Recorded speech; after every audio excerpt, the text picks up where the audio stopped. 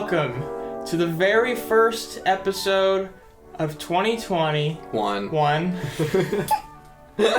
This is The Dialogue. Welcome to our podcast. I'm Kyle. I'm Gage. What the fuck? And you're just Micah. I'm just Micah, okay. Welcome to the... I hope you stick to your New Year's resolutions for at least a couple days. I have an idea. We each say one syllable of the dialogue. Welcome to the... Log. We did it. What do you guys think about New Year's resolutions, actually, now that you brought it up? I kind of am curious. I feel like a lot of people make fun of them nowadays. I'm just curious. I mean, I think people make fun of them just so, like, they feel better about not sticking to them. I agree. Yeah. I feel like the people who make fun of New Year's resolutions are people who used to make New Year's resolutions and never followed through, so then they turn to be like, they're dumb. Although there is a stigma that I guess it is kind of true that a lot of people, like, never follow through. Yeah, but that doesn't make them bad, right? Yeah. Like, I think people should be kinder to themselves about not following them. I mean, I set one last year. That's my really boring, like... I just want everybody to be the babu baby. Answer. Right. Thanks, Adam. Adam Sandler. You movie, huh? I set one last year, and the year turned to shit, so I'm not setting one this year. What was your New Year's resolution last It was year? really simple. It was just to move out of my house. Oh, gotcha. Okay. I don't think I made New Year's resolutions last year, and I have my paper still, and I just haven't looked at it. I'm kind of nervous too. But I'll tell you what, most of them did not come true. But ones that I didn't make came true. Very weird. So, I met goals that I didn't even know I had. Yeah, I don't know if you remember, but my New Year's resolution was to finish that that feature film script that I've been Me too. sitting on Yeah. for like 17 Yeah. since I was 17 for 17 years. For 17. It's been 17 years. Yeah. I'm Hey, but we started a podcast. we did. It wasn't our New Year's resolution list, but it was something we did. That was fun. I feel like that was probably on like a previous list of ours or something. It's something I wanted to do for a while. I'm glad we started it. But if we want to do a reflection of 2020 we wanna and do all the a- movies that came out. 2020 reflection, we have a few categories here, and we'll just go through and give our takes or opinions on them. Before, we should probably say, make sure to leave a review on Apple Podcast. Oh yeah, leave a review on Apple Podcasts. God damn it, there's nothing there. There's only 2 reviews, and I'm pretty sure I left one of them. What's the other one? Well, there's no. You can leave like stars without writing out a review. Got it. Okay. Yeah, what the hell? If you really like us, do show it. Show it. Please. My daddy never loved me. Alright, let's talk about the first category. Alright. Recap of 2020 cinema. Okay, so you're gonna be like, I'm worried you guys judge me when I clear my throat. Hey, this is our second year in a row doing a movie recap of the year. Remember last year we did one? If you want to check that out, it's not on the podcast. It's on my channel. It's on Gage's channel. Alright, so first category is most underrated / overlooked movie. Most underrated / overlooked? Yes. I should have probably prepared for this. You guys can go for it. Okay, so for mine, I had 2. I had The Way Back. Very good movie. Shot beautifully. Ben Affleck deserves an Oscar nod. Music is fantastic. Overlooked? Or underrated? That's underrated? Yeah, most underrated. You think that's underrated? Oh, yeah, like, I haven't heard, like, anybody talk about it. Maybe I just don't think it's underrated because all I hear is you guys talk about it. I feel like you, Kyle, and Caleb are always talking about it. I saw it a couple days ago, so... And Caleb's never seen it before, so... Caleb's seen The Way Back. Not the way back, just The Way Back. He's seen The Way Back. He has seen The Way Back. Why did you tell me he had not? I did. Wasn't Fuck you, I wasn't Kyle. sure. And then my other one is Host. I do think Host is definitely overlooked. I would definitely say it's legit one of the scariest movies I've ever seen. What? Yeah, nobody's seen Host, I feel like. What's so funny? I feel like a douche. Why? Say it. It just I don't know. Again, that's like we were talking about off the air. It's like, it's amazing that so-and-so can like a movie that I'm just like. You didn't like Host? It was so fine. Are you a retard? Yes. There aren't really a lot of like underrated movies. The Hunt, I think, is like underrated. I feel like people just forgot about that movie and shrugged it off. It's pretty fun. We did a podcast on that one. Yeah, so we did. You can go check Go it watch out. the episode. I would definitely say my answer to the most overlooked movie would be a movie called Mr. Jones that I know you guys haven't seen, but I really enjoyed that movie. Who's in that? Vanessa Kirby is in it. Ooh, she's hot. She's not the she's not the main I character. don't know who that is. She's in Pieces of a Woman with Shia. Oh, okay. She's also in Mission Impossible Yeah, Fallout. yeah. I do want to see Pieces of a Woman. It's about the Holodomor famine in the Ukraine in the 1930s. Everyone knows about that. It's very good. Well, that's the point. Nobody knows about it. I think that's what it's called, Holodomor. I don't know. I looked Very through good. all the movies I watched this year on Letterboxd, and nothing really jumped out at me, other than like kind of like I just watched The Way Back with you like a couple days ago, and I actually really liked it. So I guess that's sort of my answer for sort of Okay. underrated or overlooked. I do want to say that if you look up The Way Back and you just go, oh, it's a basketball movie. Like, Kyle doesn't like basketball at all. I had to explain, like, some of the rules to it. Like, a rule to him during the movie. Like, you don't have to like basketball to really like the movie. It's honestly just, like, a piece of it. It's I wouldn't even really call it I mean, it's technically a sports movie, but I mean, it's, like, it's not barely a it's not the sports main movie. focal point at all. Yeah. Yeah, I don't know. I feel like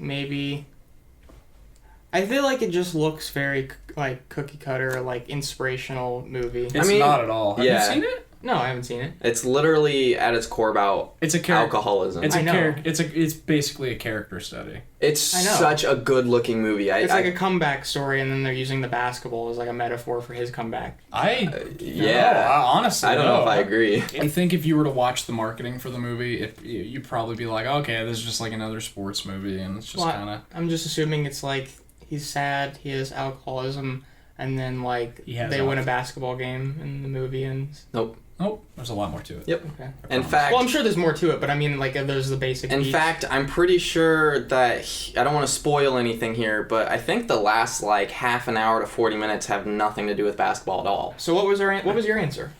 I said Mr. Jones. He said The Way Back, kind You of. said The Way Back. Also, Kinda? I couldn't really think of anything. Yeah. Okay. And I said The Way Back and Host. Oh, I would definitely. There wasn't anything that jumped out at me that it was like, what the fuck? Yeah. Actually, maybe I do have an answer, but the thing is, I don't know if this movie came out this year. It might have come out last year. I could tell you. It might have been one of those because it's an indie film. Mm-hmm. Well, let's have this. Go ahead. Yeah, this will probably play into our next discussion of like what constitutes, because there's a bunch of movies that I haven't seen that haven't come out that are technically 2020 movies. There's a movie that's do you guys know who Yeah. Alex Wolff is, or Nat Wolff, or one of those? That sounds really familiar. One of those fucking guys. One of the the guy from Hereditary. Yes. Yeah. He wrote and directed a movie that came out last year or this year. And again, it's sort of hard to tell. Letterboxd is 2019, but I saw it this year. Yeah. Fuck it. Nobody's talking about it, and it's his first directorial debut. The guy's like 22 or 23. Can I know the name of the movie? It's called well, fuck, I don't even remember the name of the movie. I just want to make sure I get the name of it right. I think it's called The Cat in the Moon. You should. Oh, I think I've heard. You should say what you are talking about and then talk about it, so that people know what you're talking about. So let us know down in if you're watching this on YouTube. Alex Wolff. Alex Wolff. Okay. If you're watching this on YouTube, let us know what some of your like what you think were some of the most overlooked, underrated movies of I would 2020. consider this overlooked and underrated. Okay. And then Gage and I have a difference of opinion on what constitutes as a 2019 We're not versus going to debate. 2020. We're just going to like. Yeah, we're gonna. We've done that off camera. Yeah. So my opinion is that like I'll give you an example. The Gentleman, where The Gentleman came out in 2019 globally, like worldwide, except for America, and then it came out in America in 2020. And because its initial release date was 2019, for me, I would say it's 2019. But because it was Gage's first opportunity to see it in America in 2020, he would say it's 2020 because that was his first opportunity to see it. I mean, I had the same fucking thing with Under the Silver Lake, where it's like Well, that's the thing. Most people saw it in 2019, but it's still considered a 2018 movie, and it pisses me off. Because I saw it in 2019, like when most people see it. The only people that have seen it in 2018... Canada, right? Are people who saw it in Cannes, at the Cannes Film Festival. Okay. And then they just dumped it on VOD. Right. But to call it a 2018 movie, it's Feels like... weird, yeah. Yeah. I think it's... I think you actually... Thank you for painting my argument, like, accurately. I think it's a little bit more complicated, though, because you said, like, The Gentleman, for instance, was released globally and then released in the United States. While I don't know if that's true for The Gentleman, I feel like most movies in that scenario are released in different countries all kinds of different days. Yeah. So it's like... So it's not like America got it last and this is an American thing. This has nothing to do with... Like, if I lived in Venezuela, it would be the same thing, I feel like. Venezuela. I don't know. Some random-ass place. It would be the same. It's just like where I live because, you know, I'm not traveling to the UK anytime soon to watch The Gentleman early. And that's why, well, you said that, like, different countries can have it released at so many different times. Exactly. And that's why, for me, to be able to keep it consistent as, like, just, oh, it was released here at this time, but there at this time here, I just go, all right, here was the first time. And I'm not calling it a 2020 movie. I'm just saying, as far as my list goes for 2020 movies, it's going to be on my list because... It was... Did we see that in January? Yeah. Okay. It was finally available for me to watch in 2020, but it's like, no, I'm not going to say this is a 2020 movie. It came out in 2020. It's going to be on my list, you know? Yeah. And it's different from, like, Oscar movies where, like, they're released in some places in December and then some places in January. Yeah. Like, that's different. That would be the previous year. Like, The Hateful Eight, for instance, we didn't get until January, but obviously, like, that's a 2015 movie. So... You know, it's mainly just for consistency on our own parts, trying to please our OCD because we have different... This is why I don't even make lists, because I just go, I just like this movie, go see it. I just, honestly, to make it visually pleasing for myself, I just put whatever Letterboxd has it as, and it just has it from its initial... like Mr. Jones, what I talked about on Letterboxd, it says 2019, and then I was like, later I was on Amazon and it said 2020, and I was like, oh, what the fuck? And then I looked online and I was like, oh, wow, the release date in the US was in 2020. And I was like, okay, well, I'll just put it on my 2020 list. Just the same with The Gentleman. And I think those are the only two that I did that with this year.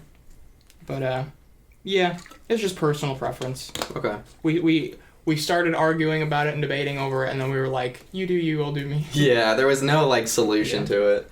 All right, so you want to go to most overrated movies of the year? Yes.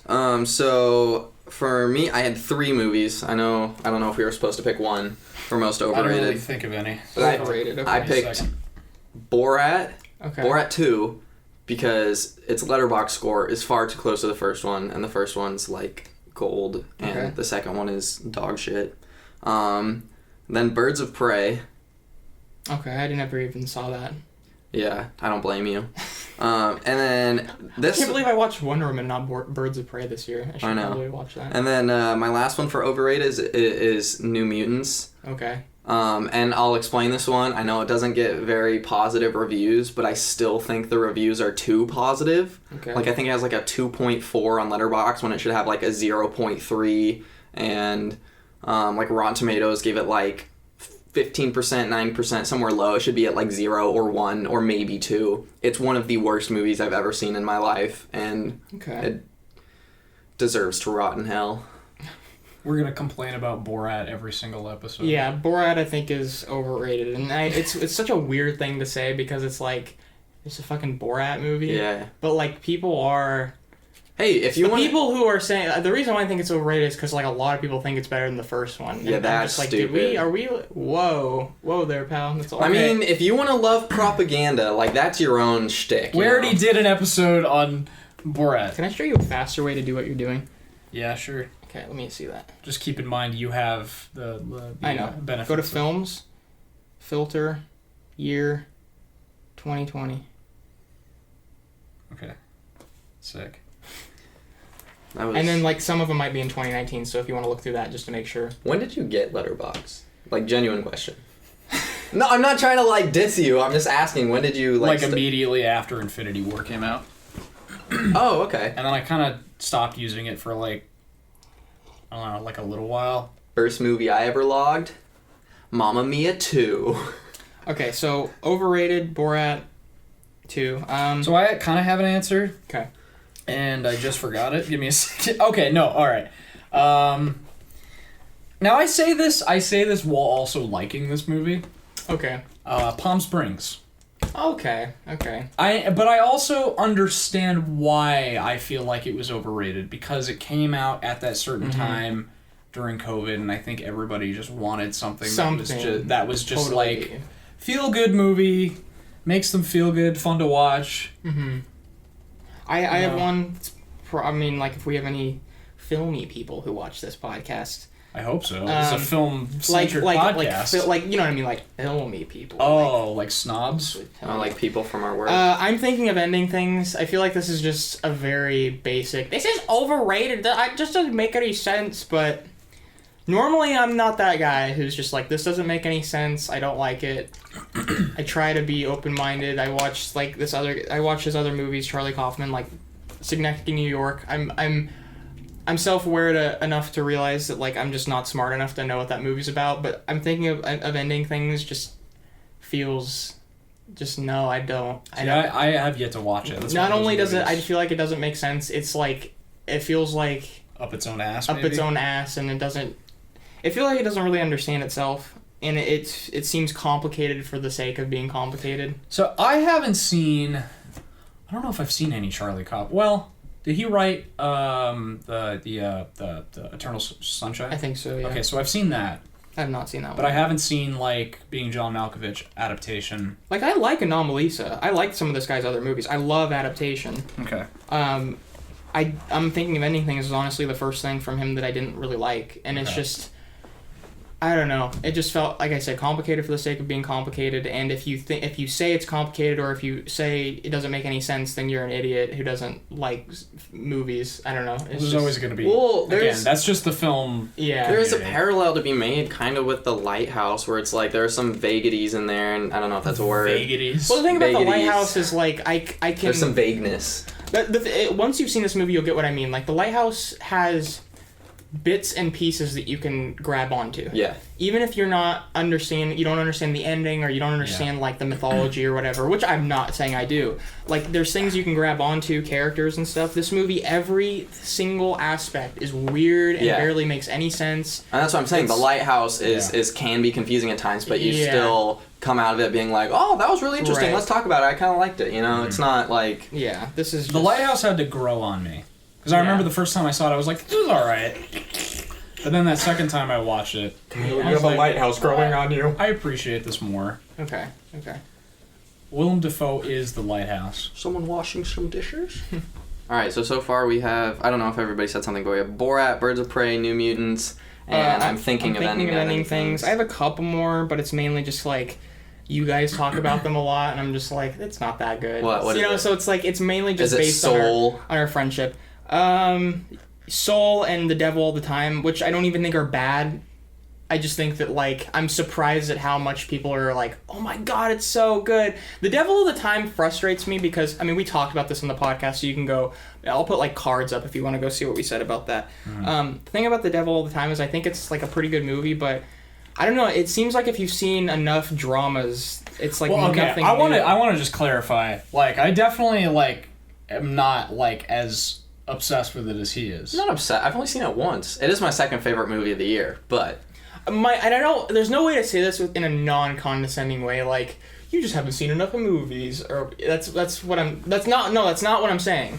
I'm not saying that. I'm He's about to prove you wrong I'm out of saying- spite. I've only seen 970. It feels like a movie where if you've seen, like, 5, like, dark dramas, then it's like... Tarantino. I mean, if you've seen any Tarantino movie... I've seen all of If them. you've seen any Fincher movie, if you've seen any Coen I've Brothers seen... movie... I don't like the Coen Brothers, and I've seen all Fincher movies. What I don't understand is, like, it's no different from any of those. It does nothing different. I just don't I don't understand completely it. I disagree. just don't understand it. I just feel like out of like almost it's like because like it is obviously like towards the top of my list too, but I think it's like because of this year and the movies I like agree. out of like almost out of default it's gonna be at the And top. I think that we set the bar really low for Netflix movies now, and that's definitely been the better I one think that's come out in a For long time. me, it was because there wasn't a main character. It almost felt like an anthology movie where you were going, and yes, you could say that about Pulp Fiction, but I still see... It's not just the anthology thing. It honestly...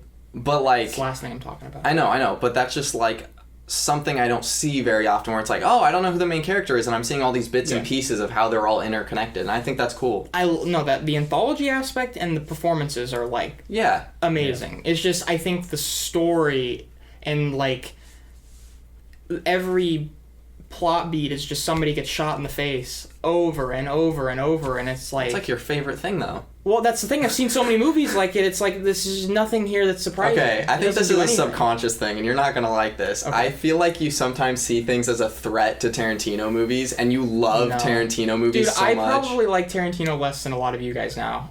I only like Once Upon a Time in Hollywood. But that's the thing. It's like, I didn't like that, and you guys have been, like, freaking out over it. I know, but you still, like, love Inglourious Bastards and The Hateful Eight. Yeah, but I'm not, like, presently obsessed with, like excited for new movies to come out, really. I'm just... I mean, I'm not either. I think I'll say something. I feel like anytime I say anything about a movie, you guys are just like, you just like Tarantino. It's fine. Because I liked Tarantino when I was 15 years old. Just anything that's, like...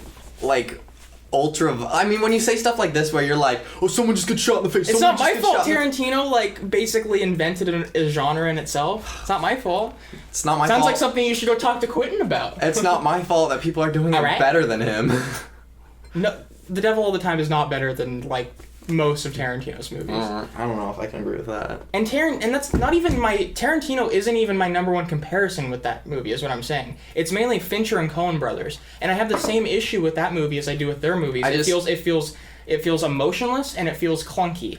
And I have that same issue with their films, not in general, just sometimes. Which is so it feels interesting. like, sorry, I keep interrupting you. It feels like the worst, it feels like what a bad Coen Brothers movie would be, or a lesser Coen Brothers movie. What I find so interesting about that is I don't like the Coen Brothers. Not that I don't like them as people, but I don't like their movies. Like, I've never liked their movies. I can't get into it, and I don't know why. Yeah, but I think that maybe it's because it has some of the Fincher aspects to it. Yeah, and I'm saying like tone from Coen Brothers, editing of Fincher, like story structure of Tarantino. Maybe I like the story structure and how they edit it. It seems like it takes bits and pieces from each, and maybe that's why you like it, because you like those certain aspects. That's fine. And they take all the best aspects of in my opinion, the best aspects of all those things. So that makes sense. I liked the movie. I enjoyed. It's just because I talk about it. Yeah. You know what's funny? If I hadn't talked if I hadn't liked it as much as I do, I don't even think you would like. Yeah, and like we said in the podcast we did about it. On paper, it should be the movie it should be like what I love, and that's why I'm just very surprised. I remember watching it and being like, oh, I don't know who watched it first, but I just remember being like, oh, Gager's gonna love this. This is gonna be his favorite movie. This is gonna be great. Because people get shot. People get shot, and there's drama, and there's a pastor rapist. Yeah. I have too many responses to all the things you just said. So now I'm... Okay. Did you have your answer? Did you already answer? Let him go through his thoughts. Come on, man. Just fucking give me a second. I didn't... It was a genuine question. Okay. So... First off, Gage. Okay. I don't disagree with... I guess we're talking about the devil all the time. Okay. Welcome to the Devil All the Time episode. Part 2. Here we go. Okay. I definitely see the comparison to the Coen Brothers. Yeah, okay. And correct me if I'm wrong, you're not like the biggest Coen Brothers fan. I'm not like... I think you definitely like the Coen Brothers more than I do, it seems like. I would say. I like some Coen Brothers movies. The Devil All the Time reminds me of No Country for Old Men and stuff. And I like that movie, and I like Raising Arizona and Big Lebowski and stuff, so I like them. Oh, I hate The Big Lebowski. I couldn't even finish it. Anyway. Sorry. Should we just drop this? I don't fucking know. You want to go to the next category if you want? I want to let you finish your... Go ahead, finish your thoughts. I don't know. I just want to say, I like Devil All the Time. It's not one of the best movies I've ever seen. I was entertained. Yeah, me too. I was consistently entertained. There wasn't a single time that I got bored. I was interested, and I was like, okay, where's this leading to? Yeah. What's going to be like the crescendo? Mm-hmm. I had a good time watching it. Yeah, again, you know, my overrated stamp that I put on this movie is simply based on you liking it. So, I just think Tom Holland's so hot. let us know what overrated movies you think are in the comments. Okay, go ahead. So biggest surprise, I already had Host on most underrated, but I also have it on biggest surprise. Biggest surprise. And I also had Soul because here's what I It's the expected. only one I can think of is Soul. Here's what I expected from Soul. I was like, great, another Inside Out ripoff, and Pixar's gonna make a middle of the road animation that everybody's gonna be like, oh my gosh, it'll be great. I feel like you do this every episode where it's like you end up doing that voice. You know what I mean? Yeah. That's Where I felt like everyone's gonna be. that's my imitation of the masses. The masses. Yeah. So The when it was populace. actually my favorite movie of the year, I was like, shit. Okay. Okay. I think the biggest surprise for me is definitely Bill and Ted Face the Music. Was not expecting to like that movie. I like that movie still a lot, but I'm really sad because every time I watched it, I liked it a little less. I'm just very surprised. It was like the perfect movie for this year too, Yeah. because it's just the most like sweet, lighthearted movie. What was that guy's name? The The robot. fucking Is it like it wasn't fucking Neville or no. Todd or something. I don't know. McCoy. I like that Dennis actor. Caleb McCoy. Yeah, my name's Dennis. I like that actor. He's in Barry, Oh, which I interesting. really want you to watch because Barry's a really Don't good tell him show. to watch it. He'll never I watch know. it. He'll just be like, "Oh, fuck you! It's not that good." Just We'll watch see the way about back. For the this. love of God, I just Huh? want to hear your See what? opinions on the way back. That's it. Oh, okay. I'll watch The Way Back and then we can talk. HBO whatever. Max. Thank you. Okay. The HBO Max account that y'all are mooching off me, whom I'm mooching off my grandmother. You eat everyone's food when you come over to their house. It's only fair. Moving on. Wait. Biggest surprise? Yeah, I would say Bill and Ted. I would say Okay. Bill and Ted. I mean, I was I expecting. like that answer. I was expecting it to be Dumb and Dumber 2, and it was totally its own thing. So It might be the best Bill and Ted. I think it is, yeah, and that's a huge surprise. I mean, Yeah. So Because Bogus Journey is just so I don't good. even love the first two. I don't even love the first two, which is crazy. the second. Have I one's- told you guys that I think Bogus Journey is the best one? I think so. Are you a retard? No, I'm just a contrarian. No, I still think it's. Oh, I have another answer. Oh, okay. Biggest surprise behind Bill and Ted 3, I would definitely say The Invisible Man.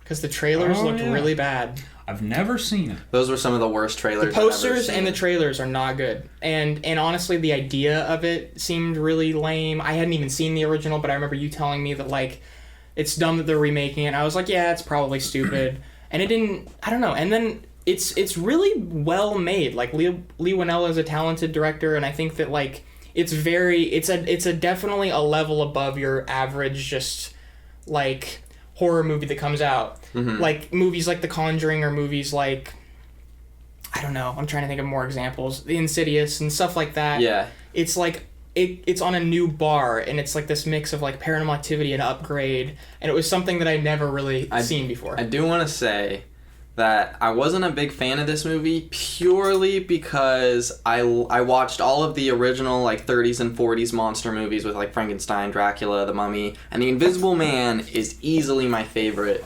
And so I had like really high expectations and hopes, and like it went kind of against what the originals were. And so it's not, I don't think it's a bad movie. It's just not what I wanted it to be. Yeah. So which is why I'm like not a huge fan of it. It's still directed like brilliantly. I don't think there's a whole lot wrong with that movie. It was just like my expectations comparing like what I wanted it to be, and it wasn't that. I admire it for doing something completely different and like committing to it. Mm-hmm. It's stressing me out. You guys talking about movies that I have not seen, and I'm just like,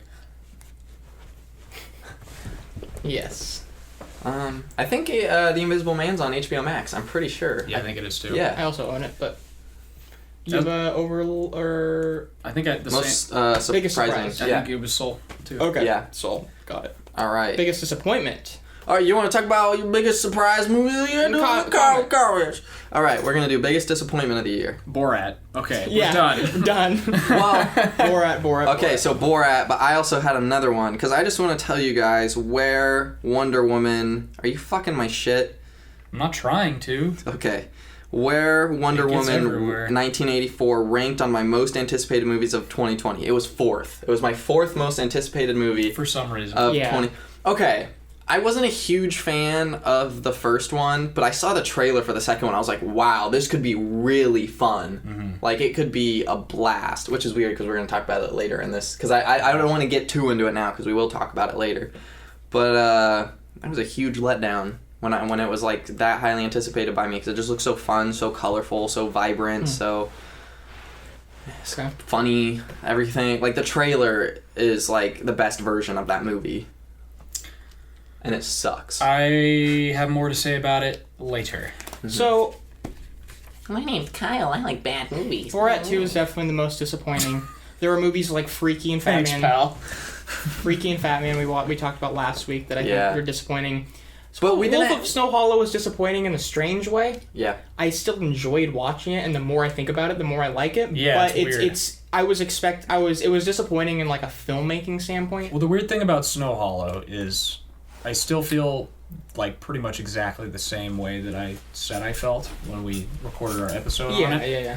But I still find myself going back and wanting to watch scenes. It's weird. It's like the way that the movie's made, like almost every scene works by itself, Yeah. but as a God whole, damn. it just doesn't quite stick the So landing. true. Because there would be like absolutely brilliant scenes, and then they'd mix them all up in a montage. But and it'd be together, like it's you weird. you put them to like you make them their own separate scenes, and they're Yeah. so good. I really do Yeah. think that if you like gave that if that movie had like a complete re-edit and you didn't cut everything out, there's a better Absolutely. version. And there's a better movie than Thunder Road. It might be like my favorite of the year if you edit that. There's like, there's an interview with Jim Cummings, and it is extremely telling. Okay. Like, he basically, I mean, he mentioned like that this, like, he was talking about taking notes from the studio, and like you really get the idea that a ton was cut, and not only that, the order of shit was switched around That's like frustrating. Huh. Okay. I do have one more answer. Okay. But it's kind of an interesting, like it's an evolving answer. So I don't think Tenet is, biggest disappointment. disappointment. I don't think Really? Tenet, at this point, I can't say I'm disappointed. I'd be lying if I said I wasn't disappointed when we saw it. But having seen it twice now, I definitely like it more. But I have to be honest and say when I did see it, I was disappointed because it didn't, I was expecting a lot more. I think it's just because I think we talked about talked this about on the the car ride home that we were just like our expectations for Christopher Nolan were Yeah. so high. talked about that on the podcast, If too. any other director made this movie, we would have been like, "Oh my gosh, this is Right. like one of the best movies." I think ever. that consensus is pretty consistent through most people that have seen it. Like, mundane for a Christopher Nolan movie, So- for like any other movie, it's pretty good. So I think if it wasn't directed by Christopher Nolan, you wouldn't have it. Yeah, as if your this most was like a disappointed. movie on Netflix or something directed by some random Yeah. person, it'd be my favorite of the year. I think. That's I so genuinely weird. think it would, but because it's Nolan, it's those expectations, and it's really frustrating that it has that big of an impact. yeah. But I did see it twice. I saw it a second time, and I like it more because I just let it be what it was instead of trying to form it into what I wanted it to be. Is that fair though? Looking at a movie, not looking at a movie by itself as it is, instead of looking at comparing it's it to. not fair. Yeah, it's not so- fair, but it's Yeah. impossible not to do. I feel Yeah. like you can try really hard, but I personally try my best to, like, because it always bothers me when, like, people, like, I forget who said this. It's probably just like a friend of mine or something, but I remember hearing that, like, somebody didn't like 10 Cloverfield Lane because they thought it was going to be like a horror movie, which the movie is never, like, I guess it's a thriller, but it's not like, That may have been me. But I I'm can not see- sure because but I'm listen, not a huge fan of 10 but I you don't watch- think it was you. I think it was you watch like a family Cloverfield member. 1 and you expect that. But it's Yeah. sort of what I'm getting at is like disliking a movie for something that it was never up to begin with. You know what I mean? Yeah, no, I understand, and I think that it's a matter of realizing, just being okay with the fact that you can be disappointed, but when time passes, you can be happy with what it still is. And the same goes for Wolf of Snow Hollow. Like, there was this element of disappointment because, I was like, Jim Cummings made this Thunder Road movie, which is like so good. and I was expecting a lot more, and then it wasn't that. Same with Tenet. Yeah. But now that time has passed for both movies, I've grown to just kind of appreciate what they are instead of, again, what I hoped they would be. And I think that, I definitely don't think either movie is bad. I definitely enjoyed Tenet more. I think Tenet is actually like a really good movie with some things that I wish were different, but I still very much enjoy it for what it is. And anyway. Favorite of the year? Oh, already to favorite? Yeah. Did we do biggest surprise? Yeah. Okay. Favorite of the year. Honestly, I'm not very confident in what my favorite movie of the year is anymore. I have to remind myself what mine is. I definitely think this could change over time because there's some movies that I haven't seen yet. I want to see Sputnik, I want to see The Possessor, and I want to see Spree. But right now, my top 3, number 1 is Bill and Ted Face the Music, number 2 is The Hunt, number 3 is Mr. Jones. Now, I will say Mr. Jones is the movie I think about the most.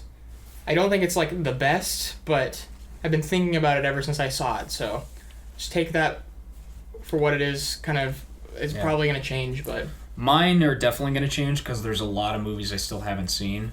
Okay. But right now, as it sits, it's number 1, Devil All the Time, number 2, The King of Staten Island, and number 3, Tenet. Wow. The Devil All the Time was your number 1?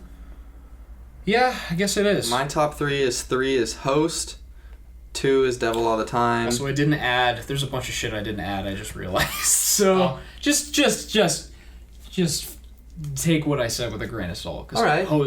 Not Host. I'll try again. Soul isn't even on here. So 3 is Host, 2 is Devil All the Time, and 1 is Soul. lists are Number 1 is arbitrary. Soul. Yeah. Did you already tell me that? Mm-hmm. Jesus. Okay. Which is funny because Jesus Christ. any other year, these 3 would be like 7, 8, 9. Yeah, exactly. It wouldn't be 1, 2, 3. It'd be 7, 8, 9, or 8, 9, 10, or We could say our least favorite of the year, but we don't have to. the New Mutants Oh, okay. and Scoob. All right. I mean, I'll just say it. Cuties is my least favorite of the year. Oh yeah. Because I forced myself to watch it, so you fuckers didn't have to. And then Borat 2, big surprise. Yeah. But It it was a very easy worst of the year. Yeah. Like, that was easy this I year. forgot. New Mutants, Scoob, and Wonder Woman 1984. Okay. That's a good setup for what we're going to be talking about soon. Mm-hmm. Worst movie of the year. Go ahead. Moving on. Oh, okay. Yeah. I'm Kyle. I respect all movies, baby. I think Seventh is the worst movie of the last 2 years. Did it come out this It came year? out this year. Oh, it's the worst movie of the year then. Yeah, I really don't like Just joking. what's his face's performance. The Yeah, the little kid. yeah, fuck him. Just joking. All right. I hope Nathan watches this one day. Fuck you, Nathan. I love you though. All right. Well, that was a fun little segment we just wanted to do to wrap up 2020. Let us know your answers to all of these in the comments below. Let us know if you think our choices are retarded. I'll That's just fine. really quick for your ease. I'll just run through them really quick so you can write them down. We have most underrated, most overrated, biggest surprise, biggest disappointment, and current favorite of the year. Let's hear your answers. And if you're listening to this on audio, go fuck yourself. Because you can't comment anyway. You can comment in your heart. Yeah, in your heart. In your arteries. Yeah, in your arteries. Write it down on a piece of paper and then shove it up your butt. There you go. Like and subscribe. Or just go to the YouTube channel, subscribe, and comment, and let us know that you love us. Yes. Or hate us. Or All feel right. indifferent about Speaking us. of my favorite movie of the year, Okay. let's talk about Soul. Okay. Again, it's like you both. We do that, don't we? Yeah, Soul. We do that. You I've both look at me for like. I think you know what? I think it's because I'm usually the one that's like. So Soul was directed Yeah, by I know. and 45 minutes stars. later. All right. I think I said this already, but I was just expecting an Inside Out ripoff, and so expectations weren't very high. And what I got instead was like the most gorgeous movie I've ever seen in my life. I have surround sound in my house, so I don't know if this makes a difference, but the music and like the sound and is just like so atmospheric. It just like gives off a different aura or like vibe than any other movie I've ever watched ever, and it just looks good. It looks great. It's not an Inside Out ripoff. It actually takes probably more time in the real world than like the Soul world, which I actually really appreciated. My only gripe with this movie is the ending, but I will get into that. Oh, okay. Yeah, let's keep it non-spoilers for a few minutes, and then we'll do a spoiler discussion. Yeah, so this movie came out on Christmas Day on Disney Plus. And I could definitely see this doing well if it... Well... It would have done very well. I don't want to interrupt you, but I do want to say I am really happy they didn't do the, like, pay $20 on extra. They were just like, have it. I was really happy about that. That was stupid, and they need to stop doing And Mulan sucked, so it was like, what was the point? Well, you know, money. Yeah. I was very pleasantly surprised by Soul. I watched this movie in my bed on my laptop. Ooh. And I still had a really good experience. Everybody's making comparisons to Inside Out, obviously, because of sort of like the concept. Do you like Inside Out? Yeah. Inside Out, I think it's okay. I don't know. Okay. So you must not like Inside Out. I don't. Okay. Well, I think a lot of people are making comparisons to that because I think that was the last Pixar movie we got that felt the most like classic Pixar. No. You could disagree. Toy Story 4 was. Oh, that's right. Toy Story 4 came out. Yeah, eat my ass. Well, I think it was also like... I don't know. Maybe. Inside Out felt like the most modern, newest, like furthest away from Pixar, like classic Pixar that it's like ever felt to me. Well, I mean, a lot of people, I think, even I've heard people believe that was like the first Pixar movie in a long time to be like, all right, it looks like they're heading finally in the right direction. Right. Even if it's not. I mean, like, the low. amazing. Okay, remember. The lowest of the low of the bar is Cars 2. That's the low. Like, so compared to Brave is. I haven't even seen Brave. It's worse than Cars 2. Well, regardless, in that ballpark, that's sort of, so it's like compared to that, it's like, there's nothing that was horrendous in it, you know. Well, I think that regardless of Micah's opinions on Inside Out, most people consider that a decent movie, maybe more of a return to form. Soul's a good movie. Soul's a fucking fantastic movie. It's more. This is definitely more along the lines of what classic Pixar is. It's definitely a movie. It might be one of the more Pixar movies, because obviously people always say about Pixar like, oh, it's not just a kiddie movie. Like adults can sometimes pull more from it than kids do, and I would almost go as far as to say like you almost have to have like some life experience to like fully appreciate this is the movie. most for adults I feel like a Pixar movie has ever been. It's very mature and not in like the There's fucking swearing in it. no, not in that way, but I mean in like the like its outlook, its philosophy on everything. I can already tell Gage is disagreeing with me just because of the look on his face. What can you think of another Pixar movie where it's like this felt a little more? The Incredibles, Monsters Inc. I might agree with you on. See, we can get into that. I might agree with you on The Incredibles. Maybe not more so, but on the same level. But definitely not Monsters Inc. in my opinion. I mean, Monsters Inc. deals with like fucking like fourth dimensions and shit. When I say that, I don't mean like of all fucking time. I just mean like Lately. Yeah, recently from what we've got. And I agree with that. Yeah. You know, I mean like Pixar and Disney, they've been stuck in the sequel game for so fucking long. Even though I liked Toy Story 4, it's been a while since we've gotten They said they're not really good making- original story. They said they're not making any more sequels, so I'm really happy about that. Good. Yeah. Toy Story 4 was a perfect one to end on because Finding Dory sucked, Incredibles 2 sucked. Yeah. And I think that's why people compare it to Inside Out, besides the, you know, Yeah. the obvious concept thing. I liked... One thing I noticed about this movie, and maybe you guys disagree with me, but I find it really interesting that, like, Jamie Foxx and I think is Tina Fey the other? Yeah. Like, 10 minutes in, I didn't even think about... Like, they almost completely disappear into their characters. Mm-hmm. I didn't even know Tina Fey was in it until I looked it up after the fact. I can't tell it's Jamie Foxx. Like you obviously it sounds like him, but like he's just like you don't picture Jamie Foxx. He becomes the character, and I don't know. It's very rare nowadays in animated movies like, cause obviously, like, not just Pixar, but we have like the shitty like Illumination movies that come out every once in a while, Like the where Grinch. that's so clearly Kevin Hart. That's so clearly Yeah. blah blah blah. They cast them because they're famous, and they want you to Right. picture them when you're watching the movie. And yeah, you see on paper like, oh, Kevin Hart and Tina Fey are in this. Oh, fucking whatever. But like they fucking like they become their characters. Yeah. Jamie Foxx, not Kevin Hart. Did I say? Yeah. Well, okay. You know what I mean. I'm still like trying to wind down. No, you're good. From earlier.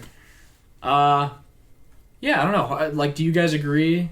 Or Yeah, how do I you guys agree with feel that. about I that? agree with that. And I don't know. After Amy Poehler and Inside Out, I was like, I forgot she was in that. I know, I was kind of not excited for like Tina Fey. I was like, I do kind of because like. I I feel like I group them in my mind a lot. Tina Fey and Amy. well, yeah, Poehler. they're SNL. They're like some of the best SNL cast members. That They're on a show together. Yeah. Oh, yeah. What? 30 Rock. I think. Okay. Yeah. But yeah.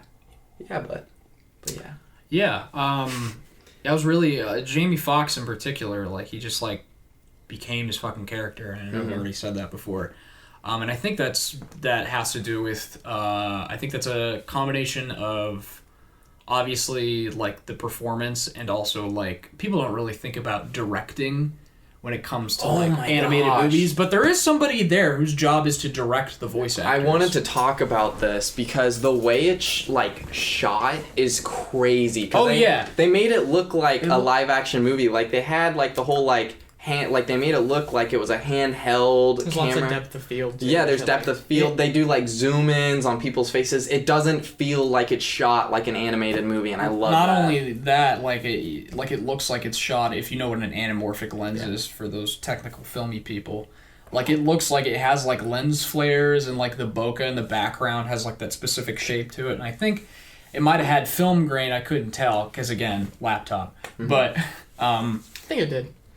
Yeah, it did. it has It a did. really grounded like look to it, and it's really Even cool. like the simple stuff, like the way like light shines through hair is just like, whoa. Right. Wow. I mean, obviously, like, I don't know. At this point, like, it's hard for me to be impressed personally by, like, oh my god, it looks like real life, because I felt that way for a while now, and it's just, they're just so good at it. It's kind of like, you know, at that certain point when CGI just gets kind of boring, like, Yeah. even if it looks good or bad, it's just like, this is the first time it's where hard, like hard to be impressed by it. Like there was, you know, because the characters aren't meant to look completely human. They're caricatures of like real people. You know, big faces, pear-shaped heads, big noses, whatever. Right. There was a point where like they left the screen and there was no human characters, and I was like, oh my gosh, that's a real shot. There is nothing in that shot that looks animated. It blew my mind. So I was super impressed by it. Yeah, Pixar is... And I'm not usually the kind of person that likes a movie just because, like, it looks beautiful, but it was a huge factor. And I also just, I don't know. I also just appreciated, like, how just, like, beautifully simple it was in a lot of its... And, like I said in my Letterboxd review, just, like, a very life-affirming movie. That's kind of why I compared it to Before You Saw It. Yeah, they really struck out on this one. Fuck off. With fucking... What's that movie that you, like, the Taika Waititi... Jojo Rabbit? Jojo Rabbit. Oh, okay. Because like that's why I thought you would have a similar experience with it, right, because right, it's like, it's just like, it's hard to dislike something that's just so like wholesome. Did you have anything you wanted to say before I got into spoilers? No, okay, we want to get into spoilers now? Yeah. Alright, so if you don't want to be spoiled for Soul, click ahead to the Wonder Woman discussion. Go fuck yourself. Here we go. Alright, so my main issue with this movie is the very ending. And I think I feel the same way. Where 'Cause I think I know what you're gonna say. he, like, allows the other soul that had been trapped in the soul world, not trapped, but did not want to leave the soul world for so long, and he was finally like, okay, you can go back to the real world on my behalf, and I'll stay here in the soul world where I will remain dead, basically. Mm-hmm. And then as he's on his way to like the, you know, looking towards the light or whatever, where he's supposed to go and die, they're like, one of the beings from the soul world comes up and is like, you get a second life because you were so good. And then it makes everything seem inconsequential. Like it was just like, here you go. Everything you did doesn't matter. Come back. So I feel mixed about it because I've seen other people online make the same criticism, and I think it really just comes down to how you interpret the ending. Because the way that I interpreted the movie is that the whole arc of the movie is like he's like, no, I'm not gonna, like, he's been focused on achieving this goal, thinking like that's the point of his life. He needs to, and it's sort of throughout the course of the movie he learns to appreciate like, oh no, I did have a good life, I just didn't know it. And it's sort of like, from that perspective, it's like, should he have died or should he have not? But he's sort of given a second chance. So it's sort of like, if like you could interpret it as like, this time he's gonna like, he's given a second chance to like fully appreciate what he had.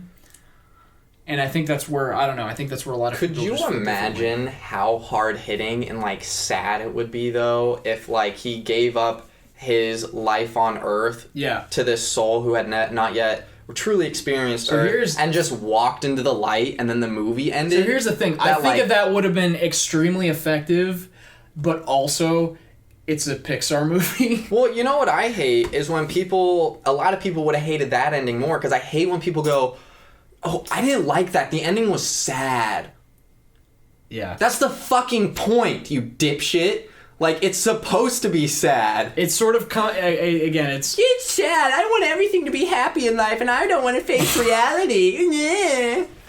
Fuck me, pony boy. I don't know, what do you think about all of this we've been talking about? I definitely think the ending should have ended with him dying. Yeah, I felt like the movie was going there. Yeah. And then it was like, no, sorry. It almost comes across like they originally intended to end that way, and then like last minute they were like, no, we did some test screenings and people are because at the end of the day, I didn't like it because it was sad. It's still like $100 million animated movie that has to make its money back and appeal to. We were talking about the I don't know, like the themes and stuff, how they're more adult, and I mean, like, I agree, like they're more adult than like normal animated movies, but it's also just the bare bones. It's funny because like I have this issue with Wonder Woman, like the yes, the themes in itself are more mature and more adult, but... Did you just say in Wonder Woman? No, I'm talking about Soul.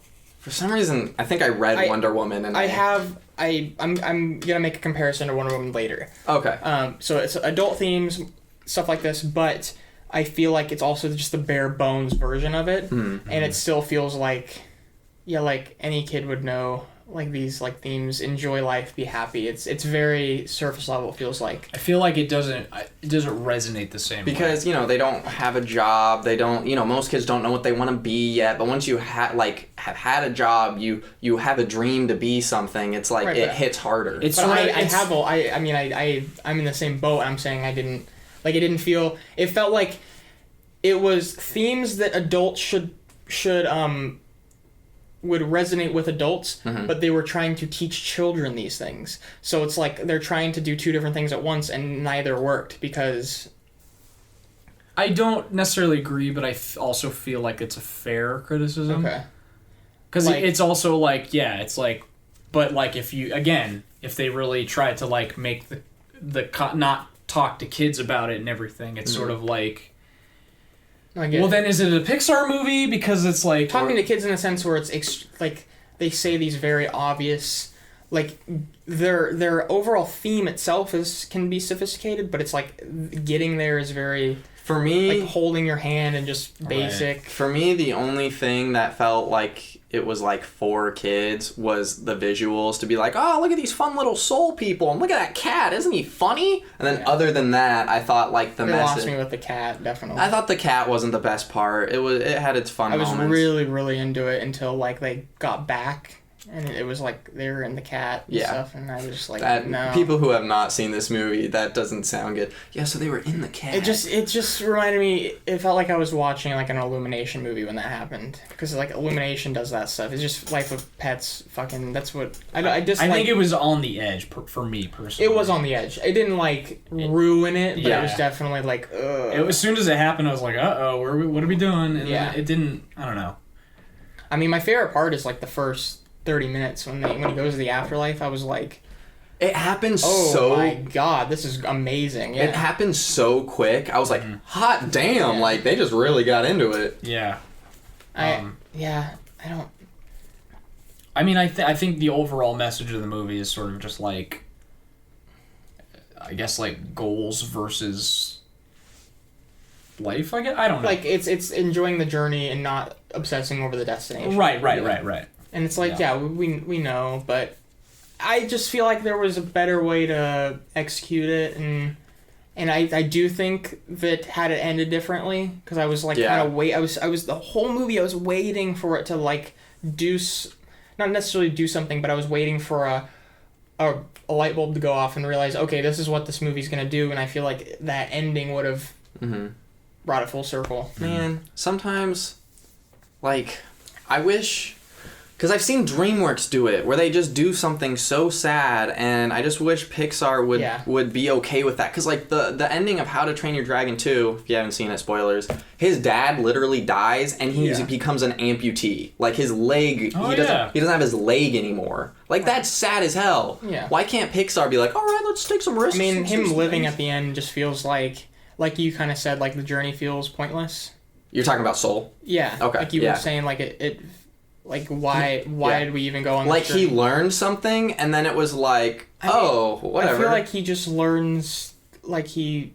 I The don't know. ending's it's so fast. It feels like Yeah. there was originally a different But it's so bare bones, like to the extent of he's just like looking at a tree and catches a leaf, and all of a sudden he learns to enjoy life, and I'm just like I mean, okay, like if it just felt that's my example for like why it felt so easy, like getting to what they were trying to do. You've never had a They leaf didn't fall work on your for hand? it. They didn't work for it. Like I felt like there was a much better way to say what they were trying to say. How would you have preferred? I mean, it definitely wouldn't have been just, oh, a leaf falls in my hand. That's the very, like, oh, I look at something and have this whole realization and my life changes. But that thing wasn't- that I've always had an issue with. That's an annoying thing. That wasn't him, though. That was her in his body. Okay, but yeah. she had never experienced She had life never before. experienced Well, then how does he life. have the realization?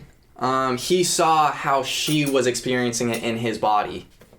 Okay, well, And then then there was a bunch of flashbacks about like the journey of getting there. He and, saw like, how much spending time with his dad. He saw and- how much she appreciated it as him, Okay. because Still doesn't work for me. he took advantage of it, I guess. Okay, so it was her in his body catching the leaf. Yeah, and But she he had that memory.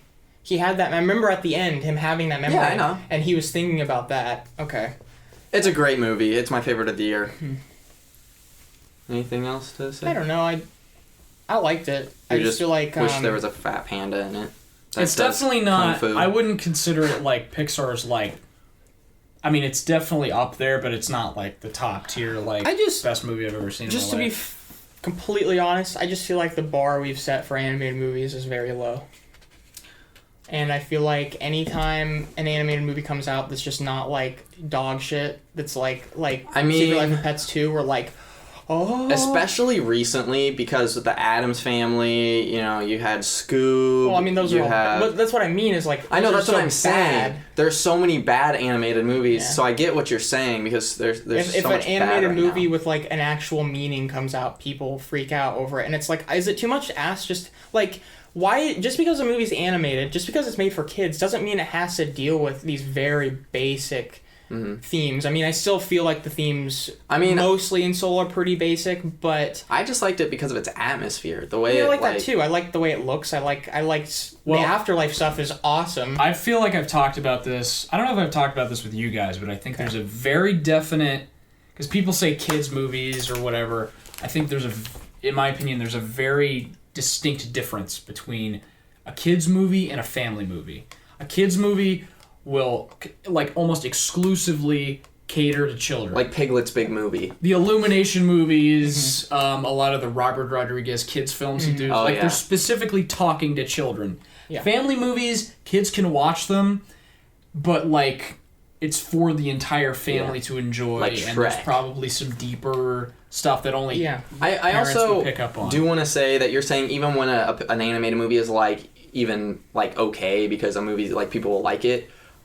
I don't think I see it that way because I didn't like Finding Dory. I didn't like Incredibles 2, and those were all like okay, you know. They I'm weren't saying bad. people like us in like the film, like everybody likes Soul because it's just not like atrocious, you know. Like I feel like there's so many just atrocious animated movies that come out that are like just I know, for kids but and I just- stupid. So we get one that's like, okay, this one's actually more like everybody can kind of enjoy this movie, and then it's like I just don't know if I would categorize and myself in that with the whole like, oh, it's not atrocious, so it's pretty damn good. Because like Incredibles 2 and Finding Dory and Coco, those are all like fine movies or whatever. Well, that's what's interesting is a lot of people that like Soul love Coco as well, except like I don't like people that I don't like Coco. I like this more than Coco. I don't like Inside Out, and everybody thinks that's the greatest Exactly. fucking movie of all time. Like, I don't know, I just miss movies like The Incredibles and Monsters, Inc. because it feels like... It doesn't feel like it's just an animated movie. It feels like it's doing things that, like, live-action movies aren't doing. It's rivaling live-action. Yeah. It has a reason to be animated. Okay, I and see what you're saying now. yeah, like, The Incredibles isn't just some animated movie that's pretty good. It's the best Fantastic Four movie that's ever been made. It's better than most superhero movies. Most of them, honestly.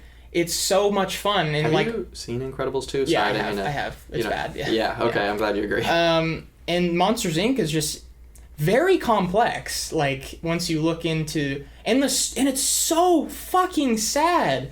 Like, oh my god. Like, it actually builds a relationship between characters. And... Ah, man. I just miss the animated movies. I really want you to watch Toy Story because there's a lot. Maybe I will. Maybe I'll There's just a watch them. lot of good character I haven't shit. seen Toy Story 2 in a long time, and I remember it. Hey, being I really have good. all 4, so if we want to sit down Okay. and party... I really want to rewatch Monsters, Inc. though, because it's been a while. Oh, hi, May. She wants to rewatch it too. Yeah. Alright, so you guys want to... We're going to talk about some DC confusion, if that's alright. Yeah, are we done with Soul? Yeah, go check it out if you have Disney Plus. It's pretty fucking good. Alright, so next we're going to talk about some confusion in the DC Extended Universe.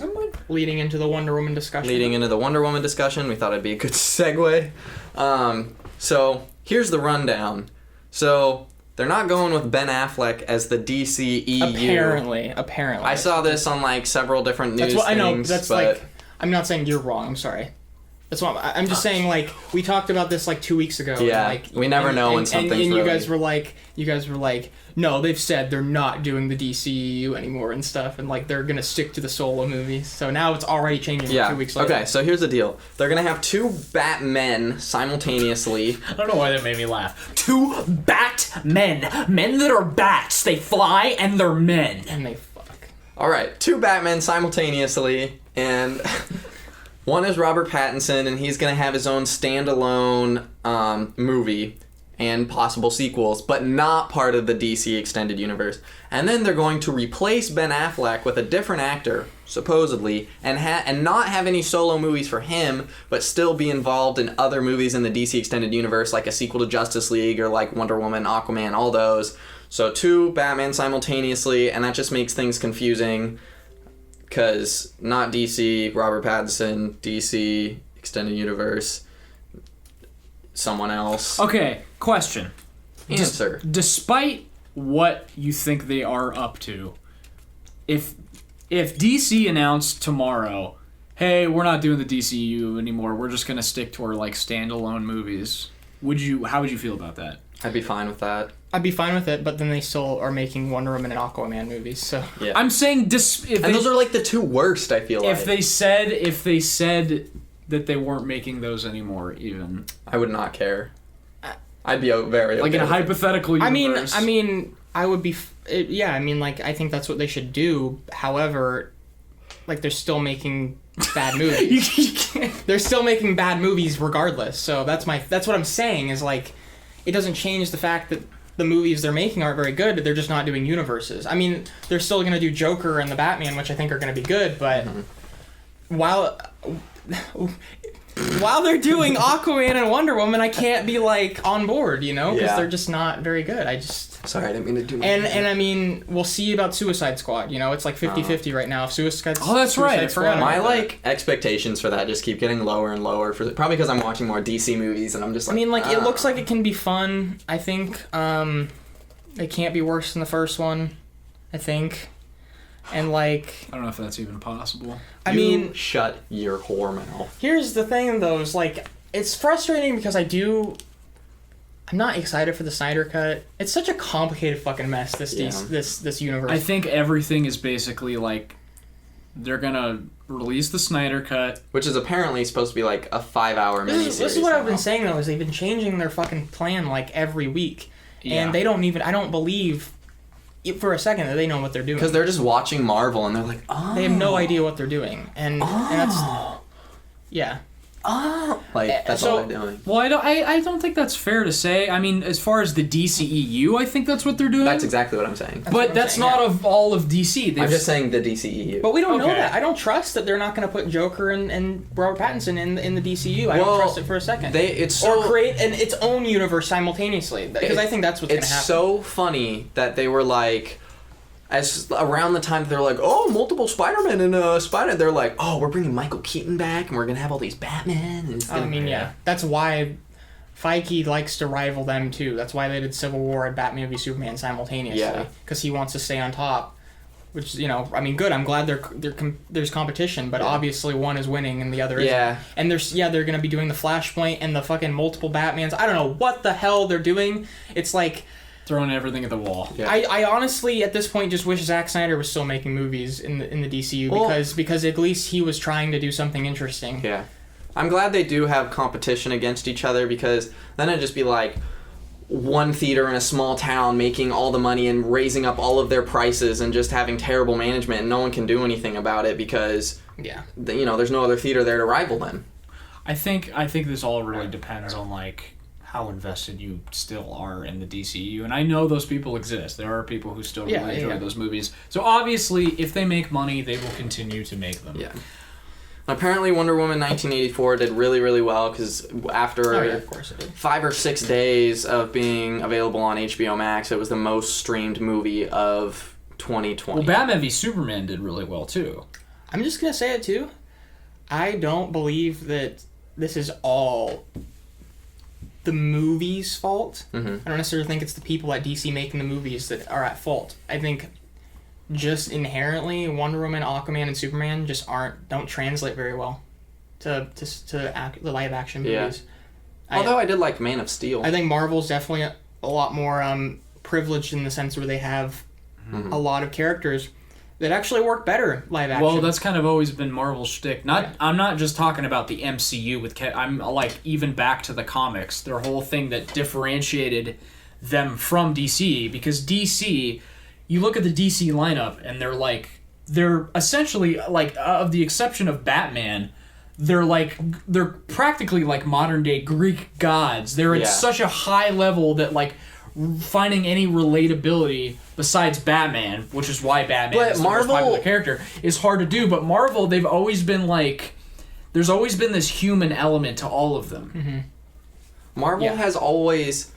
Marvel has somehow made Thor relatable, though. So there's like True. I don't know how they do that. So that's a very good point. Well, that's the thing, is that the first couple Thor movies weren't taken very well, and then they're like, oh, this isn't working, let's change it up, and now everybody loves That's Thor. true. How they did Thor Ragnarok really well. Yeah.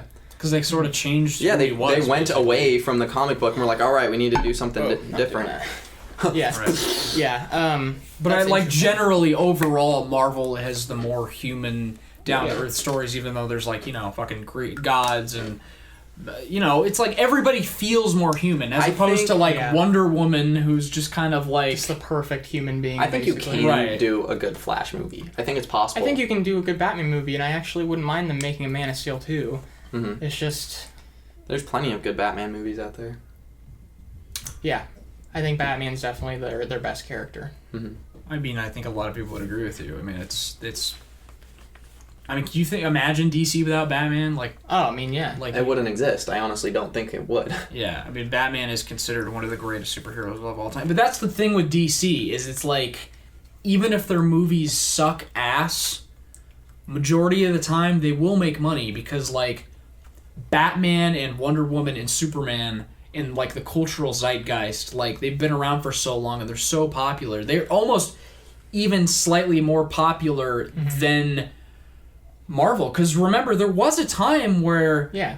the DC movies were better than the Marvel movies. Like back during the Christopher Reeve and all that, and then we would get movies like Daredevil, like with Ben Affleck. And Trust people me, were like, we know our history on movies. so like superheroes. originally DC was the ones that had the like the leg up. For the 70s and 80s and 90s. So they've had more time to sort of establish themselves just in the cultural zeitgeist. I will say that you did say... So they have a slight advantage with that. You did say that Batman v Superman still did very well, but not as well as it should have. Because Right. if it had been a good movie...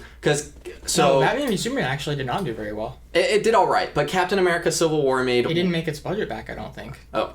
Captain America Civil War made $1.5 billion, and Batman v Superman made $150 million. Okay. So, regularly, if you have a good movie out of that makes $1.5 billion. That goes to show if you just by having popular characters. I think people could tell just by... I mean, you also, like, Civil War... What they had built up at that point was just and Batman v Superman, they didn't build shit up. Yeah. They didn't build dick. Well, they had a poster. Shit or dick. Shit or dick. They did have a poster. They did have a poster. in I Am Legend. Oh yeah. So Okay. What?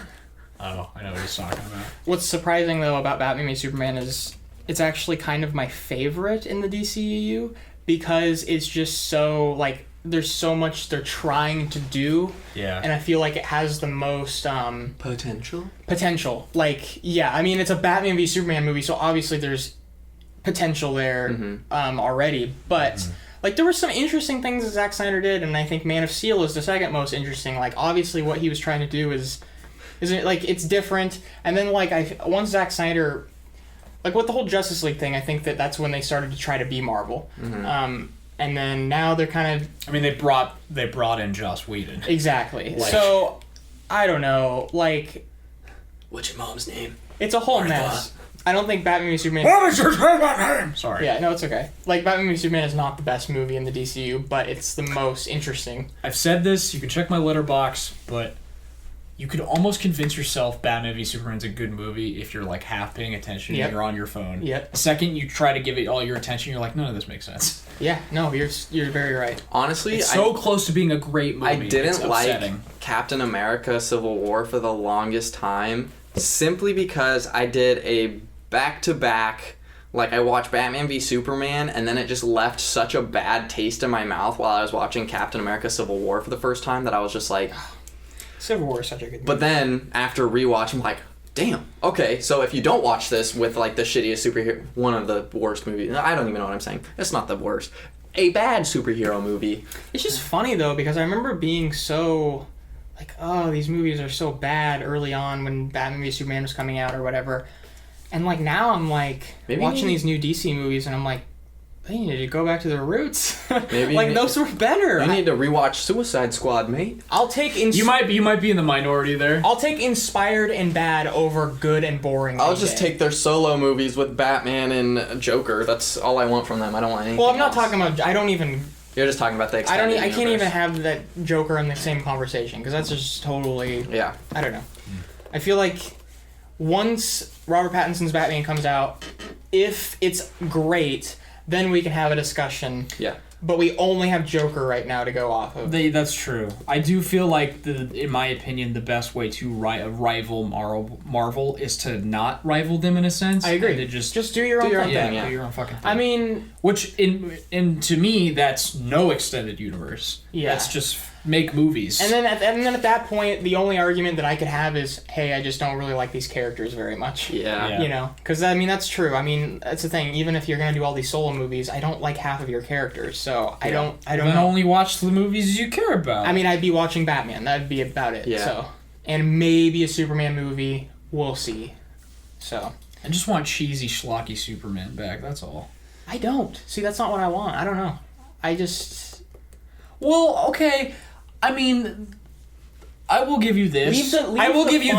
The most popular Superman comic is the one where he dies. So I'll give you that. The problem is they already wasted that for Batman v Superman. Yeah, exactly. I just think like there was that period of time where we were like making fun of we gotta be dark and gritty for DC and shit, but it's like it's kind of what they have, I feel like, over Marvel. Marvel has gotten darker, obviously, as we got closer to Endgame and stuff, but Marvel is inherently more fun. Like, that's what I wanted out of DC. I looked at DC for the Dark Knight stuff, the Joker stuff, and then now it's seeming like we're going in the opposite direction with Shazam. I always forget about Shazam. Oh, yeah. Shazam, Wonder Woman, Aquaman, and I think Shazam is the better. But you know what's interesting? We're only talking about Joker, The Dark Knight, Batman, everything only in the Batman universe. Yeah, exactly. So maybe just get rid of everything in the DCEU and just stick to Batman. But you can only make so many Batman movies, you know. So yeah, it's tough. You know, it's very tough. It could be like James Bond, where like every 6 movies they're just like, here's a new one. I also think because of this is also another interesting conversation. We could talk for hours about this, but how these movies change people's perceptions about the source material. Because I know people, the general conversation currently about like Marvel is like, Marvel's more light and fun, but like we also forget Marvel is the same thing. Like Marvel's the same company that gave us Logan, Daredevil, the Punisher. I was just specifically talking about like the MCU, but yeah, you're right. But I mean, like it does change people's perceptions, and I know there's a lot of people that are frustrated with the newer, like Tom Holland Spider-Man movies because it's like, oh, it makes people think that Spider-Man is just this kid character who, like, everything goes his way and like he just like relies on all these other people, which like if you're a fan of Spider-Man, you know that's not true. But that is sort of the direction they're going, and it's sort of like that's an interesting conversation about how about like these modern comic book movies change the perceptions of what these characters are, what they were, what they're supposed to be. Like again, I feel like now it's just like generally accepted by a certain group of people that okay, Batman can kill, that's fine, right? Which I don't subscribe to. I don't either. Unsubscribe. I mean, I don't think like it's. If you give a reason for it, you know, like you can't just do it. Like if Iron Man was killing people, you'd be like, what the fuck? Like just shooting people in the face, you know? Yeah. Which he probably does obviously kill people in the MCU, but like if you're going out of your way to like show that he's killing people, have a reason for it, you know? And the only reason they really have is like edgelord, like, I'm okay. Isn't it cool that he kills people? I think that's the direction you should go with the Robert Pattinson, and it looks like they could be going in that direction. It's supposedly rated R, which I'm excited for. which would be awesome. Like, I think... Well, I'm fine if the villains kill people. I think you could have Batman potentially kill people, and I think this would be the version... But then there's also the part in, like, the first Batman Begins where it's like, I'm not gonna kill you, but I don't have to save you. Well, this isn't part of the same thing. Right. I think but I mean, it's the same sort of, like... I think Robert Pattinson, they should do something different. I just like a pissed off Batman who you can't really draw the line between him and the villains. But I feel like they already did that with Do you remember in the trailer? But it sucked. You know? Like, I know it did. Do you remember in the trailer where he's just like going... Like, that guy down, and he's just going ham on his fucking face. That's the thing about Batman. He, like, even in the video games, he doesn't kill them, but he basically, like, puts them in the hospital for months. He beats them to a pulp. He makes them so fucking injured they might as well want to be dead at that point. Yeah. And that's more consistent with most of the comic books. And I'm okay with that. I'm okay with Batman just beating the living shit out of people. Me too. But, like, since, like... Hell yeah. I think Tarantino should just direct a Batman Since, movie. like, the only reason that I think people criticize that with Batman is because that's such a fundamental part to his character. I understand. Because his parents died, and he's like, I don't want to put that, on someone else. But I'm okay with different versions of the character. Yeah. But it's like you said, have a reason for it. Okay. You can't have the sugar and the spice without the protein. You gotta do your homework before you give us the good shit. You can't just drink a cup of creamer. You gotta have the coffee too. Sure, there's another analogy. Wonder Woman 1984. All right, so that was our segue into our Wonder Woman discussion. All right. So I think we just need to, for Wonder Woman, there's no way to not talk about spoilers. All right, so we're just gonna have a spoiler discussion. Hold on. We're just gonna say or I'm just gonna say, we should just say what we think and then get into spoilers. Okay. I hate this movie. Oh. Alright, spoilers. Unless you don't want to. Do you want to not spoil it first? Do you have anything to say that's not a spoiler? Okay, I just want to... Just don't watch this movie, and then you don't have to worry about hate spoilers. this movie. I think you don't like it also. It sucks. I think it's okay but really messy. So that is our general consensus before we get into spoilers, just so we're clear. Yeah. Okay. Now that we're into spoilers, go ahead and talk about how much you fucking hate this so we can get into that. All right, let's go. Okay, so here's one thing that I want to point out. So apparently in this one, she can like fly and shit and do a whole bunch of like new abilities. Why the fuck wasn't she doing that in Justice League or Batman v Superman? She can do like an invisible jet now and she can fly, but like in the ones that take place in the future, she can never do it. So it just doesn't make sense with the timeline. Because it's easy. And then Chris Pine shows up in another fucking person's body, and that's never explained. And that just doesn't make any fucking sense. He's like, I'm a different person. And then the whole like thing surrounding like why everything happens in this movie is literally a fucking wishing rock. Like a fucking wishing rock. Like, are you kidding me? I wish I had power. Like, are you fucking kidding me? And then when she's like, all right, I gotta say bye to Chris Pine. I gotta say bye to Chris Pine because in the beginning I said something about being honest with myself, and for some reason that has something to do with this. I don't fucking know. She's gonna be like, I'm gonna kiss you, and then or something. And then I'm gonna run away. And then I'm gonna run away while really somebody fast. ADRs the goodbye. Goodbye. And then you'll never see me again. And then when you see the cheetah, literally, the first time I saw the cheetah on screen, it was some of the worst modern CGI I've ever seen in my life. I was just like, oh my god. It almost looks worse than cats. People are comparing it to cats, looks worse than cats. It's hard to tell because you could barely fucking see it. Yeah, because they tried to hide it. They colored that scene gray. Dear so you God. you couldn't tell what anything looked The like. only saving grace of this movie, and I don't even know why Chris Pine, I can't say his fucking name, Chris Pine agreed to be in this movie because it's so bad. Chris Pine is the only good thing about this movie. And that's it. Everything else doesn't make any fucking sense. Oh, look, 1984, but we're not going to use any 80s music. We're barely going to have any visuals that like are like, oh, look, this is the 80s. And then it's going to be like, just bad. All right.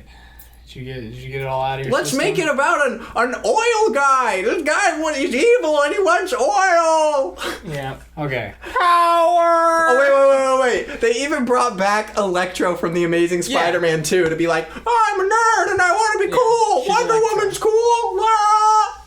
You're fucking hot. I'm gonna be a cheetah now. I want to be an apex predator. Dear God. Why is that character even in the movie? Anyway. She takes over. Chris Pine takes over another guy's life. Did he have family? Did he have friends? Does he just lose his job? This is what I don't... I'm sorry, I can't help talking about Marvel when we talk about DC, but I don't understand, like, Marvel would never... Nobody would ever let Marvel get away with the shit that this movie gets away with. Like, I don't What about the end of Ant-Man 2? The end of Ant-Man 2? The end of Ant-Man 2 pisses me off. It leads into Infinity War, right? No, I'm not talking about that. Oh. I'm talking about where... Oh, no, that sucks. What Yeah. part? What part are we talking about? where When she's just like, I have healing powers. Oh yeah, that was dumb. That was pretty dumb. That was dumb. But I mean, it's not the main plot of the movie, Yeah. like a goddamn wishing stone. Yeah, like the Yeah. whole movie in itself is still pretty good and pretty funny, and then it's like this one part is dumb. Wonder Woman is just retarded from the Yeah. get-go to the Okay, end. Okay. Okay. So what I was saying is... Can you name one coherent thing in this movie? Well, okay. No, you can't. You're a Hold on. retard. Okay. Jesus Christ, Micah. Okay. I fucking hate this movie. So- and it was my 4th most anticipated of the year. Go ahead. Okay, what I was saying is Marvel would never get away with having a wishing rock plot. Like, that is... Everything in this movie, every plot device, it's just so easy. Like, can you imagine the pitch room? How do we bring Steve Rogers back? Oh, just wish him. Wishing Like, rock. are you kidding me? They don't work for anything. They don't work for showing that she can make things invisible now, or she can fly now. They don't work for anything. Marvel works for things, like, they set things up 3 movies back or more. Yeah. And they just, oh yeah, this is a thing now, and you just have to accept it. Yeah. It's bizarre. It's totally bizarre, and that's my entire issue with, I mean, the whole DCEU is they've never worked for anything. They just expect boom, you have to. This is what we're gonna do right here. You know, Yeah. they don't, if they want to do a universe, they need to work for it. Anyway. And this movie is boring as hell. Or just sequels in general. Like, even if these movies had nothing to do with the universe, like, you need to, like... This character needs to be, like, moving forward and, like, learn... We need to, like, see her evolving. She can't just be perfect and then learn that lies are bad. Like, what? Like... I'm not 3 years old. This Soul has a more sophisticated meaning than this movie does. What's the guy's That's my name? issue. Pascal or whatever? Yeah, Pedro Pascal. Pedro Pascal. His whole thing is, like... Am I ever gonna go No, get my... let us get our shits out. He, like, literally... Our shits out. Literally, she, like... he's like, oh, I was bad. I need to not, like... undo my wish. I wish I don't want to be bad. And then he's, like, looking for his son, and he just comes out of the tree line for some fucking reason. He's like, I love you! And it's stupid. It's... Everything's stupid. I just want to start this off by saying... I did not think it was nearly as bad as people are saying. I think it's okay. I think we thought it was worse than people are saying, honestly. Yeah, I Go agree. ahead. Like- I think it's... Oh, yeah, I understand you guys don't like it. All right, you've made that abundantly clear. Do you know, like, we don't like the movie? Did we need to Like, yell a little bit? the fact that it has a 2.4 on Letterboxd, like, is appalling. Go ahead and listen. Yeah, most people have been shitting on this movie, and I get it. And I also, like I told Gage before we even recorded, like, I totally get why people don't like this movie. It makes sense to me. It's not like I don't... It's not like I'm like, what? No, it's like I get it. But I had this weird thing when I was watching it, where I think I looked at On your it... laptop. Yes. Where you couldn't clearly see how bad the visuals were. Oh my fucking god, Micah, relax. Okay. I never at one point did I ever say, oh my god, the visual effects are fucking amazing. No, I agree with you, okay? I said this movie was okay. I didn't say this movie was the fucking Godfather Part 4. Alright? So calm the fuck down. It's okay, you can put it on. Some parts are shitty, it's kind of messy, but Some parts? I was sort of entertained by elements of it. That is all I am fucking saying. The fuck could you be entertained by? I will explain it to you if you fucking relax. Jesus fucking I'm just Christ. getting around. I know, but I can't even fucking talk because you're just like...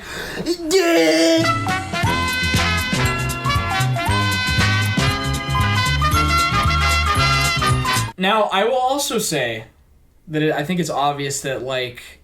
Well, I definitely had lower expectations than you did. Because you were very anticipated for this movie. I wouldn't say very, but pretty. You got burned pretty hard. Mm-hmm. I was just very much like... And I didn't really read much about this movie before I went into it. And I was just kind of like, oh, we'll just see. I don't know. Again, I thought the first one was decent. I didn't think it was great either. I mean, I had issues with it also. I remember thinking that the romance between her and Chris Pine was forced because, again, I'm talking about the first one. Because I remember my perspective of the first one, it felt like they shot a movie where basically Wonder Woman was like almost like asexual. And I feel like they were setting that up the whole movie, and then all of a sudden there's like a quick scene of them kissing in a room. And I was like, that wasn't what we were setting up here. Did you watch a different movie than us? The first I'm one? talking about the first one. Yeah, I still. know. The only good part about the first Wonder Woman, I think, is like their relationship. Yeah, their chemistry in both of them. I think is, they like, have the best really good part. chemistry. Okay. I just don't think I it think they was... set it up well. I don't think it was as romantic as they were letting it on. I think he had the hots for her, but she wasn't as like interested. It was just kind of like, Okay. you know, I thought that's what more they were setting up, and then it felt like they quickly added a scene of them kissing, and now you're supposed to just buy it, and it's like, I don't know if she feels the same way for him as he does for her, and that's sort of how I interpret it. But of course, since they have that in this part, in this sequel, we've just kind of generally accepted that they're romantic together. And I guess if we're going based off that, it's sort of like, all right, I guess I'm sort of willing to accept it. He's not a very interesting character to begin with, and again, I think based off what they had to go off for the first movie, they did as much as they could. He's still just like, pilot boy. And that's it. You're really Interesting. convincing me that this movie's like, alright. I think it's interesting that you're criticizing. I'm getting to you're it. Criticizing the only thing that me and Micah thought was like okay about. Yeah. the My movie. favorite part about this movie was Pedro Pascal, which you guys did not like. Okay. He was like, god awful. And I don't know. I Oh, Mandalorian boy over here. Okay. yeah, that's the only reason why you nailed it. I figured. You fucking nailed it. I'm biased because of Star Wars. That's the only reason I would have liked this performance in this movie. Well, there's no other reason. I don't know. I had fun watching him on screen. Did I think the character was written particularly well? Not necessarily, but I think he brought something to it, and he was just kind of like, again, it's the Daniel Craig and Knives Out. Mm-hmm. It's so over the top. It's so ridiculous, But Daniel Craig you just don't care. I totally disagree. Daniel Craig is so good in Knives Out, though. But I will say, I'll give you this, that... I don't think it's over the top in Knives Out. That's strange. Yeah, I'll give you this, that Pedro... I think his accent is definitely... I don't. Pedro Pascal and his son have amazing chemistry in the movie. I think It's dog shit, Kyle. That was a joke. just to clarify. And I was like, I don't agree Just with to that. clarify my stance, I don't think Pedro Pascal's bad. I just don't think the character is good at all. I don't think it's. I don't think any actor could make I think the character give a good bad. performance out of that. It's okay. It's such a bad character. let's just okay. I wanna just again. I didn't really fully get to the point that I was trying to Okay. make. I watched you. I started watching this movie 40 minutes in through a certain lens of like, because okay, like you said, the majority of this movie centers around a magic stone. And for me to be like complaining about like logic gaps and shit for like majority of the movie were focused around a magic stone is it feels kind of weird for me. Like it's weird to be, like it's like okay, the movie is essentially majority of it is about this magic stone. And like so why the fuck would I complain about like that doesn't make any sense? And I was able to look past a lot of it, not all of it. Not with the shit about like the consistency of like Wonder Woman's powers and how it was implemented and stuff. I did have some issues with that. And I also mostly had issues with this movie's just bloated as fuck. We don't need the opening. 2.5 hours. We did not need the opening scene. I think a lot of people, I think you guys would agree with me But on she that. needs to learn what it means not to lie. Yeah, I cannot believe it's 2.5 hours. It almost feels like a different movie, the opening scene. It's boring. Apparently, I think they wanted her to cut one of the openings, and she wouldn't. Yeah, she should have just... Well, the mall scene feels like it should have been the opening of the movie, and that's another scene. That's another part of the movie that I think is the weaker part, because it's just, again, I remember when you were saying before I watched this that it feels like a commercial. That especially felt like a commercial. Feels like an advertisement. And I think they actually filmed a commercial during the Super Bowl. Yeah, it totally makes sense. So, and I also think,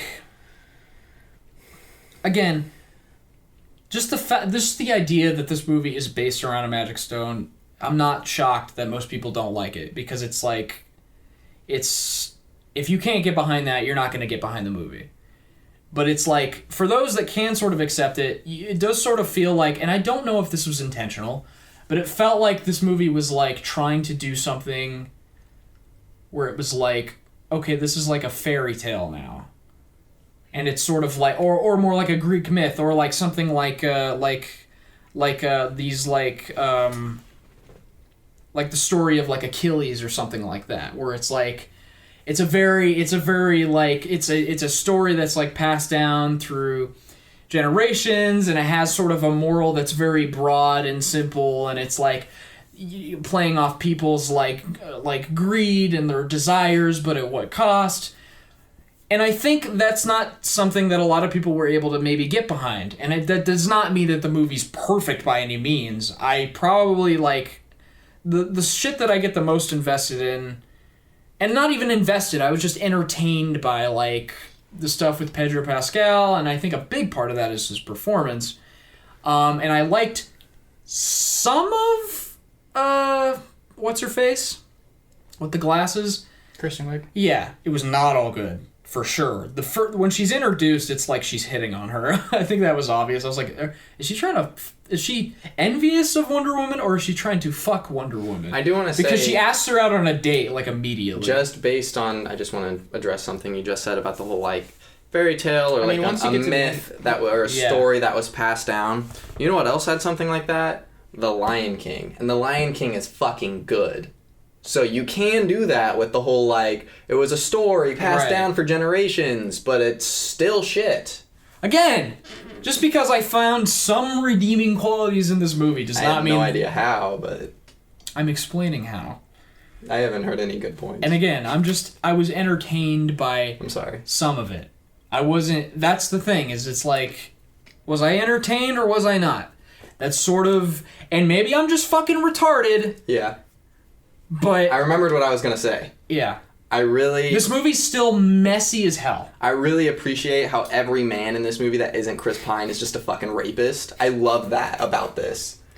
I noticed that too. Yeah, it's like, hey baby, I'm gonna... It's the 80s. There wasn't the Me Too movement back then. Well, that plays into the stone making her attractive to people, and so that wasn't just how they were portraying. I mean, she tries. She tried, but she's like the guy tries to rape her before the stone.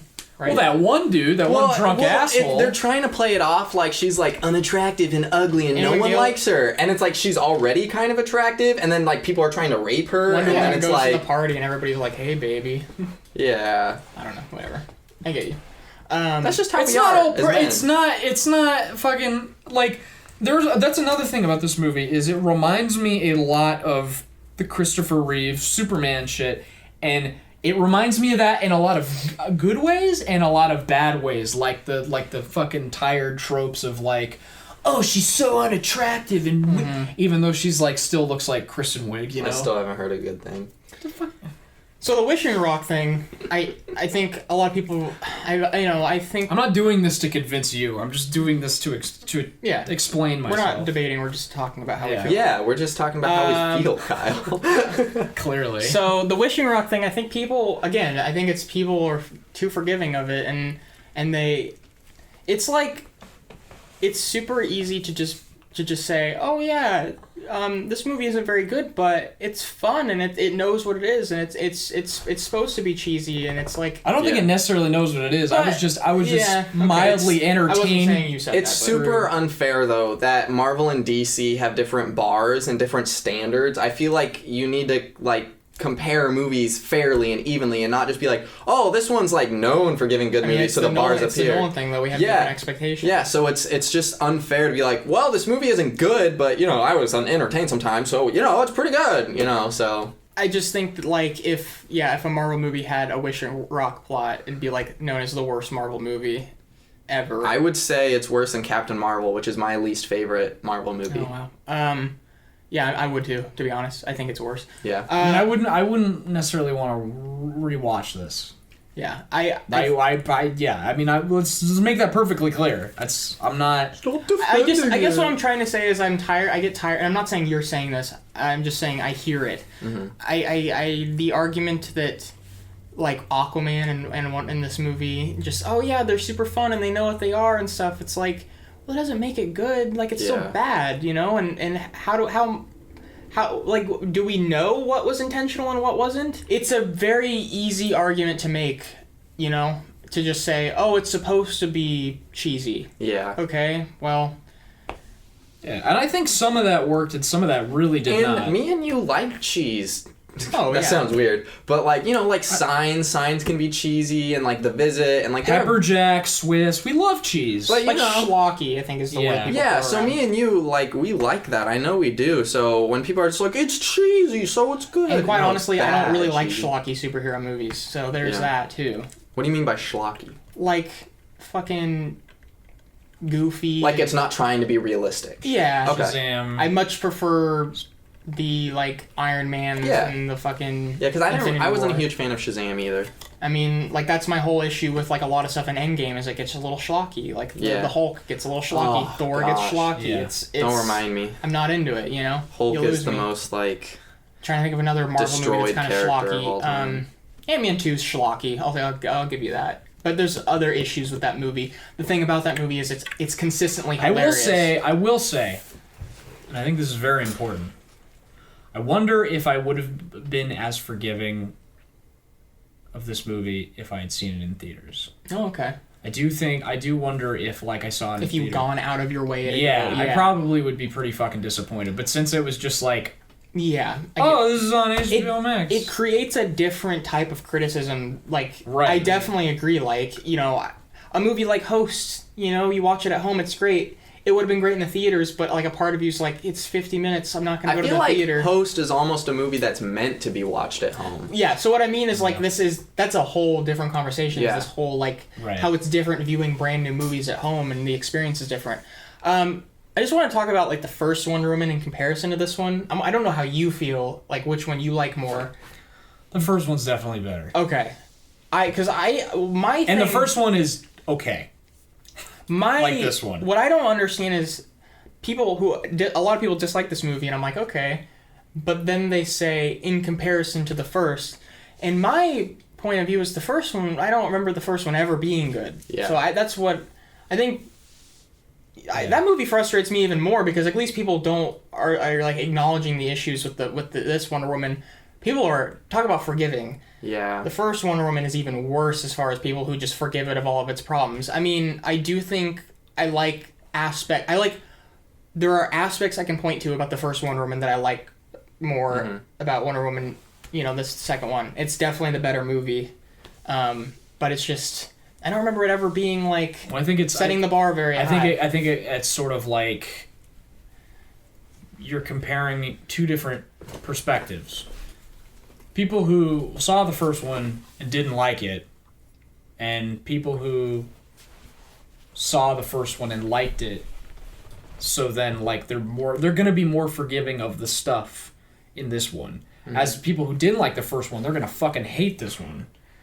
Because I feel like there's enough that's set up in the first one that's like, this is what we're doing, and if you're not on board with that, you're gonna fucking hate the second one. What I was saying is like a lot of the people who I see criticizing the second one and don't like it liked the first one. That's what I'm saying, and I'm not sure how you can. That's my point. Is like they're not that different. I feel like as far as what their issues are. But I feel like the first Wonder Woman is a little more consistent and coherent with its storytelling, and so I think I like the first Wonder Woman more, and I think it's just the consistency and the coherency compared to that of I have no idea what that... Like, there were times with, like, the oil stuff where we were like, what is he doing? What's going on? Like, we literally didn't know what was happening. And I agree. Yeah, I'm still a little muddled on that, too.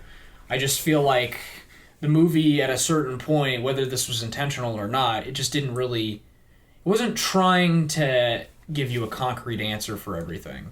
And I think it was more about the emotional side of it. It was more about like the thematics, even though the thematics are a little like at the end statement that it tries to make is a little, you know. Again, I think my favorite part of this movie is sort of like the middle chunk. I think the end and the beginning are rocky as fuck. And there is rocky shit throughout, but I think the strongest part of it is like... I'm just imagining Sylvester Stallone, like, I'm gonna be like, hey, oh. Hey, Adrian, I'm Wonder Woman. Like, I think the strongest parts of the movie for me, and this is just by default, this is not like, oh fuck, I was so invested in it, but just like watching the stuff with like her and Chris Pine back, like besides the point that he's back, just like the scenes. Yeah, Chris Pine was the best part of the movie. Like their chemistry, you know, and then I got into Pedro Pascal's character. I'm sorry. But I don't know. I don't know what to tell you. I wasn't terribly fucking bored. That's all I'm saying. That's really all I'm saying at the end of the day. I wasn't as fucking bored as other people. I also think it's again with DC, it's like a bigger criticism that their characters just inherently I feel like just don't work because I mean Wonder Woman is the perfect specimen in this movie. Like she's strong, she's beautiful, she's smart, she's all these things, and it's like it's just so boring. She doesn't have there's no flaws. kryptonite. It's like I mean even if she did, like that's the thing. Superman is the same. He has a kryptonite, that's about it. Like that's what I love about Marvel characters is because they're human at core, and that's the thing. It's like you have this character who's just like this perfect being who I don't feel scared for in the slightest because she's just like a fucking god. So, and then she's like learning all of these like preschool messages. It's so weird. Yeah. Like, I mean, she learns not to lie or take shortcuts. I can't act like I don't see what you're saying at all, because it's like I do agree to at a certain point. And no, I don't feel bad for criticizing a movie like, oh yeah, well it's inherently like, oh she's a god and none of this stuff makes sense, so you can't expect that. And it's like, no, I can't expect that. I want a good movie, you know? Yeah. It's like, just if you have to change the source material to make it work, you should. Thor Ragnarok is a perfect example. I'm fine with that. I'm totally fine with that. And some people aren't, so I get it. But just kill off Wonder Woman and make Chris Pine the main character of the Wonder Woman just make series. them less powerful, at least, you know? They have to be... That's why no one likes Captain Marvel, because Captain Marvel is just like... Exactly. Yeah. That's why Captain Marvel sucks, because... Well, she doesn't really have a... She just flies to the goddamn ships at the end of Endgame. She doesn't really have a character either. No, I mean, her character is like all over the place. Well, that's what I mean about Wonder Woman. Is like, what is her character? What could you tell me about her character? She's a woman. What about her? Like, what is her personality? Well, in the beginning, there was almost this like naivety that I think they were setting up. But since in this movie she's been on Earth for fucking decades now, that's all gone. I just feel like DC characters, at least the recent ones with Superman as well, and even Ben Affleck as Batman, they're just the characters in themselves are ideologies. There isn't like, obviously you watch the Avengers and they all have their different beliefs. Captain America has his own beliefs. Iron Man has his own beliefs, but you know who they are as people first. Yeah. You know what their quirks are, what their little personality traits are like, and you know what their backstory is, and where their trauma lies and their weak points. You don't know any of that, and the things that they do tell you are like there's just nothing there. Superman a little bit. They try hard, but I mean that was just in Man of Steel. There's only so much you can do. Yeah, didn't they... I don't want to, like, get into a whole, like, DC side conversation, but didn't they, like, set something up at the end of Man of Steel of him, like, working at, like, the office, like, becoming, like, working at the Daily Planet? The Daily Planet, I think. What bothered me about... And then they do nothing about that afterwards. In Batman v Superman, I think he does that a little bit. What bothered me about that is they never explained whether... on my face? No. Oh. I'm just staring at your beard. Oh. They never explained whether they knew he was Superman or not. Yeah. So they just decided, fuck, no one will notice. Oh yeah, in the DC universe, you can just put on sunglasses or a crown and be like, no one. Who am I? Yeah, it's so dumb. I mean, people have been saying that for fucking decades. It's retarded. And then we have badasses but like I think Iron Man, who's just like, I am Iron Man. I think the whole ideology thing is and the human thing is just like a fundamental difference. Even going back to the comics. Yeah, and that's just something, again, like if you're not on board with Wonder Woman as a character, but I mean, Batman, like the Dark Knight. Yeah. I feel like it still a little bit. His character in the Dark Knight is pretty ideology driven, but there's more. Obviously, the Joker, there's a lot, and then... I mean, I actually really love the Michael Keaton Batman movies, and I feel like he has a pretty solid character in those. I just want DC movies that, that are like you can relate to, at least in the slightest, or understand why characters are the way they are. And I feel like, DC is just yet to do that. I mean, except for Joker. I mean, but again, Joker's just another conversation. I would give Wonder Woman 1984 a D-. Not quite enough because of Chris Pine.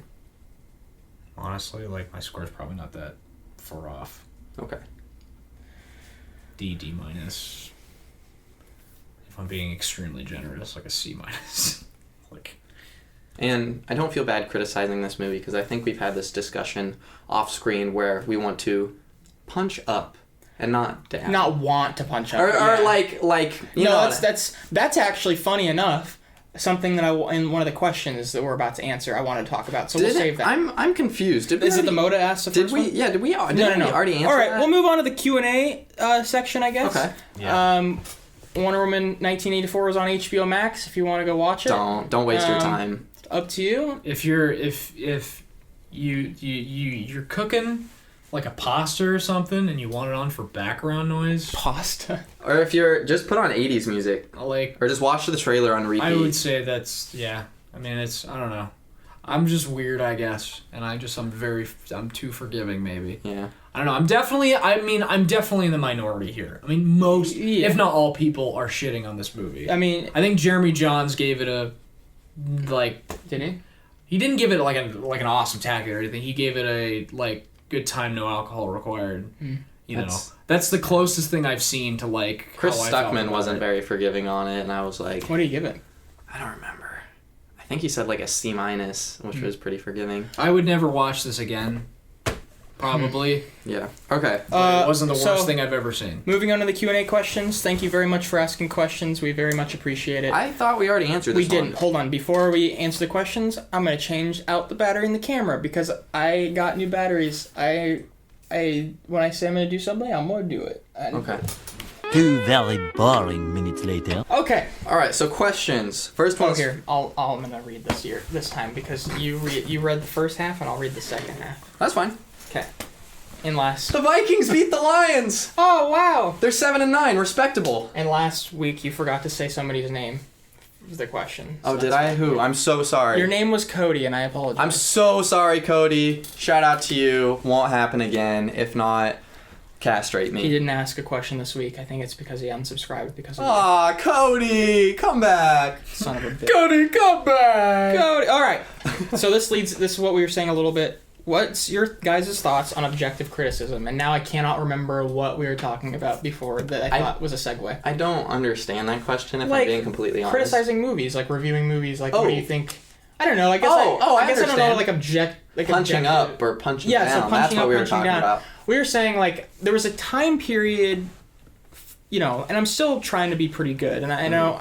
But, I was harsh on Wonder Woman 1984, that's for sure. so, but I was punching up. There was a time when I was like, yeah, I'm not going to talk negatively about any movie in the public eye on the internet or anything because I'm also trying to make movies. And I still, stand by that. I think that it's good to be respectful because it's like you don't want to be like shit-talking people who are in the same, like trying to do the same things as you. Not in the same industry, but being trying. respectful but also being fair. Yeah. Respectful, fair, and honest. And honesty is like a big thing for me as I get older, like as far as just like saying how I feel. I think a lot of us agree. Hopefully, like if we're making movies and like the people around us aren't being honest about how they feel about them, like we would appreciate that less as opposed to them just being like, I'm sorry, like I just feel and like not this didn't just work. hating movies for the sake of hating them. That's because that's the thing I dislike the most is when you're shitting on a movie but you have no reasons whatsoever. Yeah. You're just shitting on it to shit on it. And that's why, like, when we don't like a movie like Borat 2, I really, really, really Give tried reasons. hard to, like, not even, like, just, I literally took notes because I wanted to dissect what it was about the movie that I did not like. It's like an autopsy. Exactly. It really is. And, I Yeah. mean, Wonder Woman is a different case because, like, I feel like we are punching up. It's this huge blockbuster. I don't necessarily feel like I need to watch. It's a case-by-case scenario. Scenario. I have two viewpoints. If it's some giant conglomerate studio like Disney or Warner Brothers who's making DC, or just that's a highest grossing movies of whatever year, I find it like they know the public eye. It's going to be in the public eye by a lot of people, so you want to make sure that's good. It's also there's so much money that you should be able to hire good directors, good the best people. So what I'm saying is, I am a lot more harsh on those movies, and I'll give you an example, Wonder Woman 1984, and another example, The Wolf of Snow Hollow.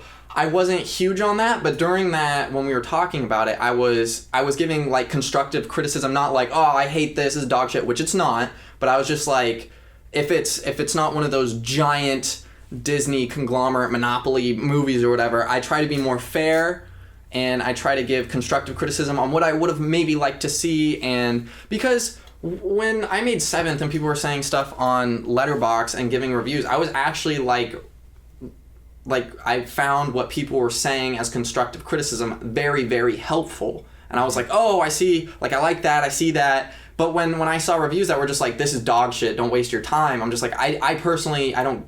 It's not helpful. If I want to make my movies better in the future, that's not helpful to me at all. But Yeah. the thing is the creators of Wonder Woman 1984 aren't gonna hear me. So it's like I'm just gonna be like, More than likely. you had a lot of money, you fucked it up. Are they dead? The people who made Wonder Woman? Yeah. I guess I definitely live by Lasso of truth, more like lasso of poop. All right, I'm done. Sorry. the whole punching down thing is something that I'm trying to live by because, like, you know, we not like we're people, or at least punching straight forward. Yeah. You don't want to do that either, I feel like, because not like we're on the same level as Jim Cummings, but No. but like I wouldn't, you know, and I liked that movie, but like I feel like we were very respectful I about agree. Wolf of So Hollow Yeah. and stuff like that. But it's like, yeah, when there's a big blockbuster like this and we really hate it, I don't feel like I need to walk on eggshells anymore because, I mean, it's not like if I was Tarantino or Martin Scorsese, I'd probably be a little bit more careful about like saying movies that I disliked because you're like top tier. Like, who am I? Like, I'm not on that level. Who am I? I'm just punching up 90% of the time. Nobody's gonna hear me. It doesn't Yeah. matter. Like, all I have is my honesty, you know?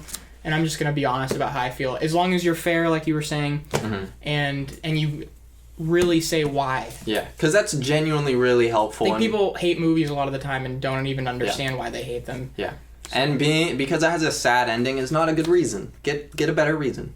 So, yeah, I don't know. This is a question by the Mota, just in case I forgot to say that. Thanks, the Mota. Anything to add? So, yeah, objective criticism. I mean, I try to be as objective as I possibly can, and I try to like be aware of like, okay, is me not liking this movie, does it have to do with external factors out of my control, like mood, what's going on in my life, you know? And sometimes it's hard to like not let that affect you, just for me personally. Again, I'm sort of just interpreting how you asked this question. I'm sort of just like, and there are people. Well, it's interesting too because as an audience member and as a fan of like a lot of these online critics, like there are some people that I look to for more objective criticism. Like I feel like there's a really famous. You're gonna laugh at me because he's British because it's like, oh, that's so Kyle.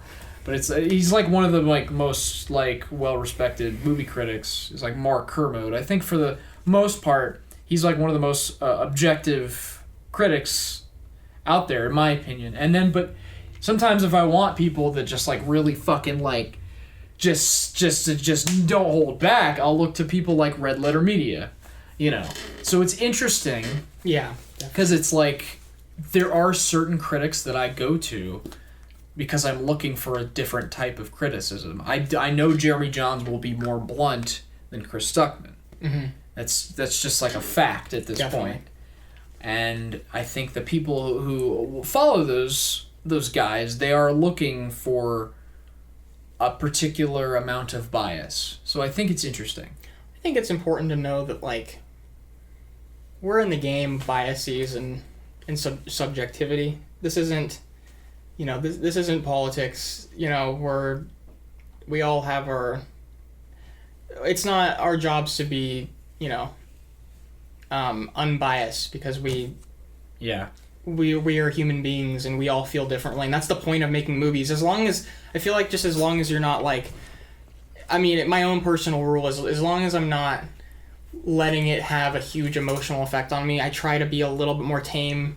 And like the only movies that get me riled up are like movies like Borat 2 and Cuties. Like those are instances.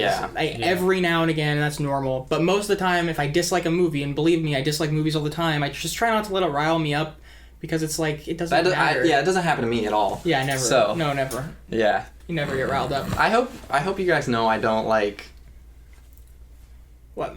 I do it for the showmanship a little bit. You know, I'm not actually that mad. I You're know a passionate guy. I like to get a rise out of Kyle. I can be passionate, but I'm not actually that. And I'm brilliant at taking the bait. Yeah. You are, So yeah. I'm not like. You are. You're Yes. skilled. I'm not like questioning my existence or like I'm not staying up at night because Wonder Yeah. Woman 1984 was so bad, but you know, just for funsies. Yeah. Again, punching up. Mm-hmm. It is what it is. So, thank you, the motive, for that question. If we're all done, do you have anything else to say? I Or? don't think so. Okay. Jesse asks, does it bother you guys that Agent Nick Fury lost his eye to a cat? Yeah, it's pretty dumb. It's really dumb. Especially, wasn't there a line in a previous movie where he's like, last time I trusted someone, my eye was taken out or something? Yeah. It's sort of like the whole Star Wars thing, isn't it? Where it's like, the more you get the answers to the questions, the less interesting it is. My name is Solo. That whole thing is Yeah. so bad. Yeah. Like, I don't need to know, like, every fucking Wikipedia. Why do we need to article know about- the answer to these questions? Yeah, honestly, it's again, Star Wars is a perfect example for this, because it's like, They have been doing that a lot. the best parts about Star Wars is what's left up to mystery, and that was the more you try to answer these things, Like, they think people want to know the answers. That's why I'm worried about all these Disney Plus side TV shows, because it's like, oh, this is what The Mandalorian, this is what Stormtrooper would be like, this is what this person would be like, this is what X-Wing fighter would be like. It's like, I don't want to the difference between Star Wars is it's like, it's filling in the gaps, as opposed to MCU, where it's almost, for the most part, it's almost entirely like linear. You know what I mean? And I actually I don't think it'll have the same issue because of that. I actually like what they're doing with the Marvel stuff, other than like, so you're following the story as opposed to getting like, oh, I gotta know this person's backstory. I mean, the Falcon and the Winter Soldier is like the only one where I'm like, oh, that doesn't seem to have to do a lot with the rest of the big picture, so I'm not. Yeah. But with like all the other ones, I'm like, oh shit, this could lead into this and this and this, so I like it. Yeah. Thanks, Jesse. Thanks, Jesse. But yeah, it's dumb. Sydney asks, most anticipated movie/show/character of 2021. I'm excited to see Mads Mikkelsen carry the new Fantastic Beasts movie. Also looking forward to Better Call Saul. I made a list. Oh, okay. I'm definitely, as far as show goes, definitely excited for Better Call Saul. And fucking Dexter to come out. Better Call Saul and Dexter. Dexter's supposed to come out in the fall. We'll see. Better Call Saul, I think, is also fall. So I'm pumped because I haven't been very excited for shows in a while. So. Two things that I'm really excited for, which are actually bookends. Oh, and Loki. Sorry. For shows. That are actually bookends of the year, as long as nothing gets delayed, which is really cool. I actually have a show that I'm anticipating, which is uncommon. January, and as of now, as we are filming, I believe it's in 12 days, WandaVision comes out, and I'm really excited for that. Nice. And then in December, Spider-Man 3, which, you know... That's this December. Yeah, that's insane. Yeah. It's like scary to even like be... I feel like I don't even want to get my hopes up. Yeah. 'Cause I feel like there's no way it's coming out. And then they're just we'll going to see. postpone it. Yeah. If I'm not excited, I am like incredibly curious.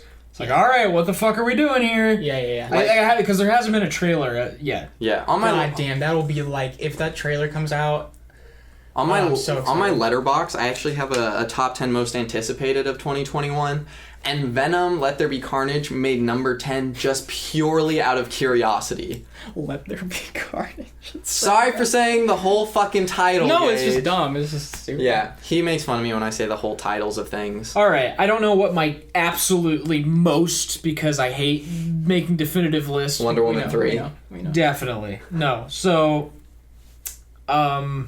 I mean, I'm just saying it for the people that... Maybe somebody starts watching at episode 16 like, I don't know these fucking guys, but I want to listen to a movie Hey, say the podcast. title of what you're anticipating. All right. No, I'm just never going to get to the point because I know it bothers the fuck out of me. It does! You'll talk like for 15 minutes and then be like, here's the title. That's just, I'm a rambling fool. What can I say? I'm a rambling, gambling man. All right. So I have Cherry, Oh, Tom I'm Holland, stoked for that. which I'm very curious about because, I mean... Is that the one where he plays like a skinhead? No! Well, he's not playing a skinhead. He has a buzz He just has cut. a buzz cut. That's all. I thought he was like a fucking Nazi or something. No, that's Imperium with Daniel Yes, Radcliffe. thank you. Is that thank what you're you. thinking That's of? what I was thinking of. Thank you. Okay. Now I feel less stupid. That's hilarious. Yeah, I don't know. I mean, The Russo brothers are directing. right. Yeah. And I mean, the Russo brothers, I mean, they've been talking some mad. They're like, they think it's Oscar buzzworthy. It's gonna be the year of Tom Holland. Yeah. And then we've already talked about, Go ahead, continue. just talking behind my back, big surprise. I was saying the Seahawks game starts in 2 minutes. Oh. Talking behind my back. Okay. Yeah, obviously we talked about Spider-Man 3. Yeah. Ghostbusters Afterlife, I already know how you feel about it. You're kind of poo-pooing it. Paul Rudd's in it, so I'm a little excited. I'm curious. Finn Wolfhard's in it, so I just. I'm wanna mostly curious commit suicide. because it's because of who's making it. It's the son of the guys who did the guy who did the originals. Jason Reitman? I Yes. think? Okay. And then the other one that, I mean, this should be no shock to you, but Last Night in Soho was supposed to come out, I think, this last Christmas. It has Anya Taylor-Joy in it, like as the main character. Are you kidding? No. Does it actually? It does. Farts. Have you seen was it the Queen's Gambit or something like that? I heard really good things about it. Anya Taylor-Joy playing chess? Sign me up. I think Shyamalan might have a new movie coming out next year too. Old. Okay. Yes. I'm excited. So I can only think of movies that were supposed to come out this year. Yeah. Antlers, I was excited for. Yeah. I'm excited for Black Widow still. Yeah. Oh yeah. Trying to that think movie of, should have come out after Age of Ultron. Also, are you guys aware, I don't know if this got miscommunicated somehow, but do you guys know that Doctor Strange comes out after Spider-Man 3? Yeah. Yeah. I thought it came out before Yeah, for that's some what I was reason. saying is I thought they were going to show up at the end of Spider-Man 3 and then be main characters in Okay, Doctor Strange I just 2. wasn't sure. Yeah. Interesting. Fuck, I know there's more. I should have looked before. I'm so sorry. Yeah, I can't. I know there's a shit ton, but it's also we're in this weird place where like we're it's hard to be excited because you're like, is it gonna get postponed? Space Jam: A New Legacy. Oh, definitely. What the fuck is Definitely that? Spider-Man 3 though. They got the mask in there, like The Wicked Witch of the East. it's not even Jim Carrey. Is it? Pennywise. It's just some dude with the On Letterboxd, it has him, but people can. right. Yeah. All right, that was fun. What? You said I get to do the No, next. no, I didn't. I thought you said you were gonna do the first two. I was gonna do the last two. When did I say that? Maybe it was miscommunicated. Go ahead. Oh, you do the first half. I'll do the second. Oh, I understand. Gotcha. Nice try though. No, miscommunication. Okay. I'm glad we figured that out. Oh, okay. Evan Makarov. What a badass name. says, Macaroni. Thank you for asking a question. What movie? Are you Russian? Just What movie you genuine think question. What movie do you think is amazing but you'll never watch again? A Clockwork Orange? Okay. That movie, like it was great, but it like disturbed me and like disgusted me so much. I don't want to ever own it or watch it again. Okay. I stand by. I don't even think A Clockwork Orange is that good. Oh. Really? Yeah, that's my. I was invested. That's my unpopular opinion. Hey, I Never was seen it. I was invested like the whole time. I don't know how you would feel. It's disgusting, but like purposely. I think So it's like, funny that people take it as seriously as it does. And there's a scene where an old woman dies from a giant ceramic penis, and people are like, true artsy cinema, and I'm just like, and there's literally a scene where it's like, boing, and there's like fucking like, and I was like, oh, I don't know. I haven't seen it in a while. I haven't seen it since high school, so maybe I'll feel completely different about it. I'm not planning on watching it ever again. So I mean, it is pretty disturbing. I don't even fucking know. Yeah, I don't know This is a either. hard one. I mean, I can think of movies that like are exhausting. Like It's a Wonderful Life I really like, but it's so emotionally draining that like I don't really want to What about Schindler's List? Yes, but oddly enough, like I've seen that twice and I kind of want to watch it again. It's weird. I feel like that's a movie that a lot of people were like, I love that, but I would never watch it again. Yeah, I mean, just longer, emotionally draining movies. I liked Sausage Party the first time I saw Yeah, that's a good one. That's a good answer because, yeah, there's just like nothing I feel like you could get out of that movie on a rewatch. it. Yeah. It's all shock factor. yeah, But yeah, what was your answer? Was Clockwork Orange. Clockwork Orange. That was a good one. Okay, All right. Is that the last question? that's the last thing. All right. Thanks for the questions, y'all. This is a weird episode. Yeah, it was all over the place. That's okay. We don't actually want to kill each other in case it came off that way. Yeah. I really want to order food. Yeah. All right. I'm Well, hungry. We could say our goodbyes. Follow us all on Letterboxd. Make sure you subscribe on YouTube if you have not yet for clips. Sometimes we upload exclusive clips that are never seen in the podcast. This podcast is also available on Spotify, Apple Podcasts, Anchor, and several others. Leave reviews. It's the only way people can find us. Share with your friends, please. We want this to be a very nice year for this podcast. And Follow us on Letterboxd. I already and said stuff. that. Yep, I already said I'm that. sorry, I'm ordering food. I'm so hungry. Follow us on Twitter and Instagram. Yeah. Our Twitter handle is @DialoguePod, where you can get updates when new episodes show up. Yeah. Ask us a shit ton of questions, guys. Don't And if there's, Interact with us. We respond to comments. We read everyone.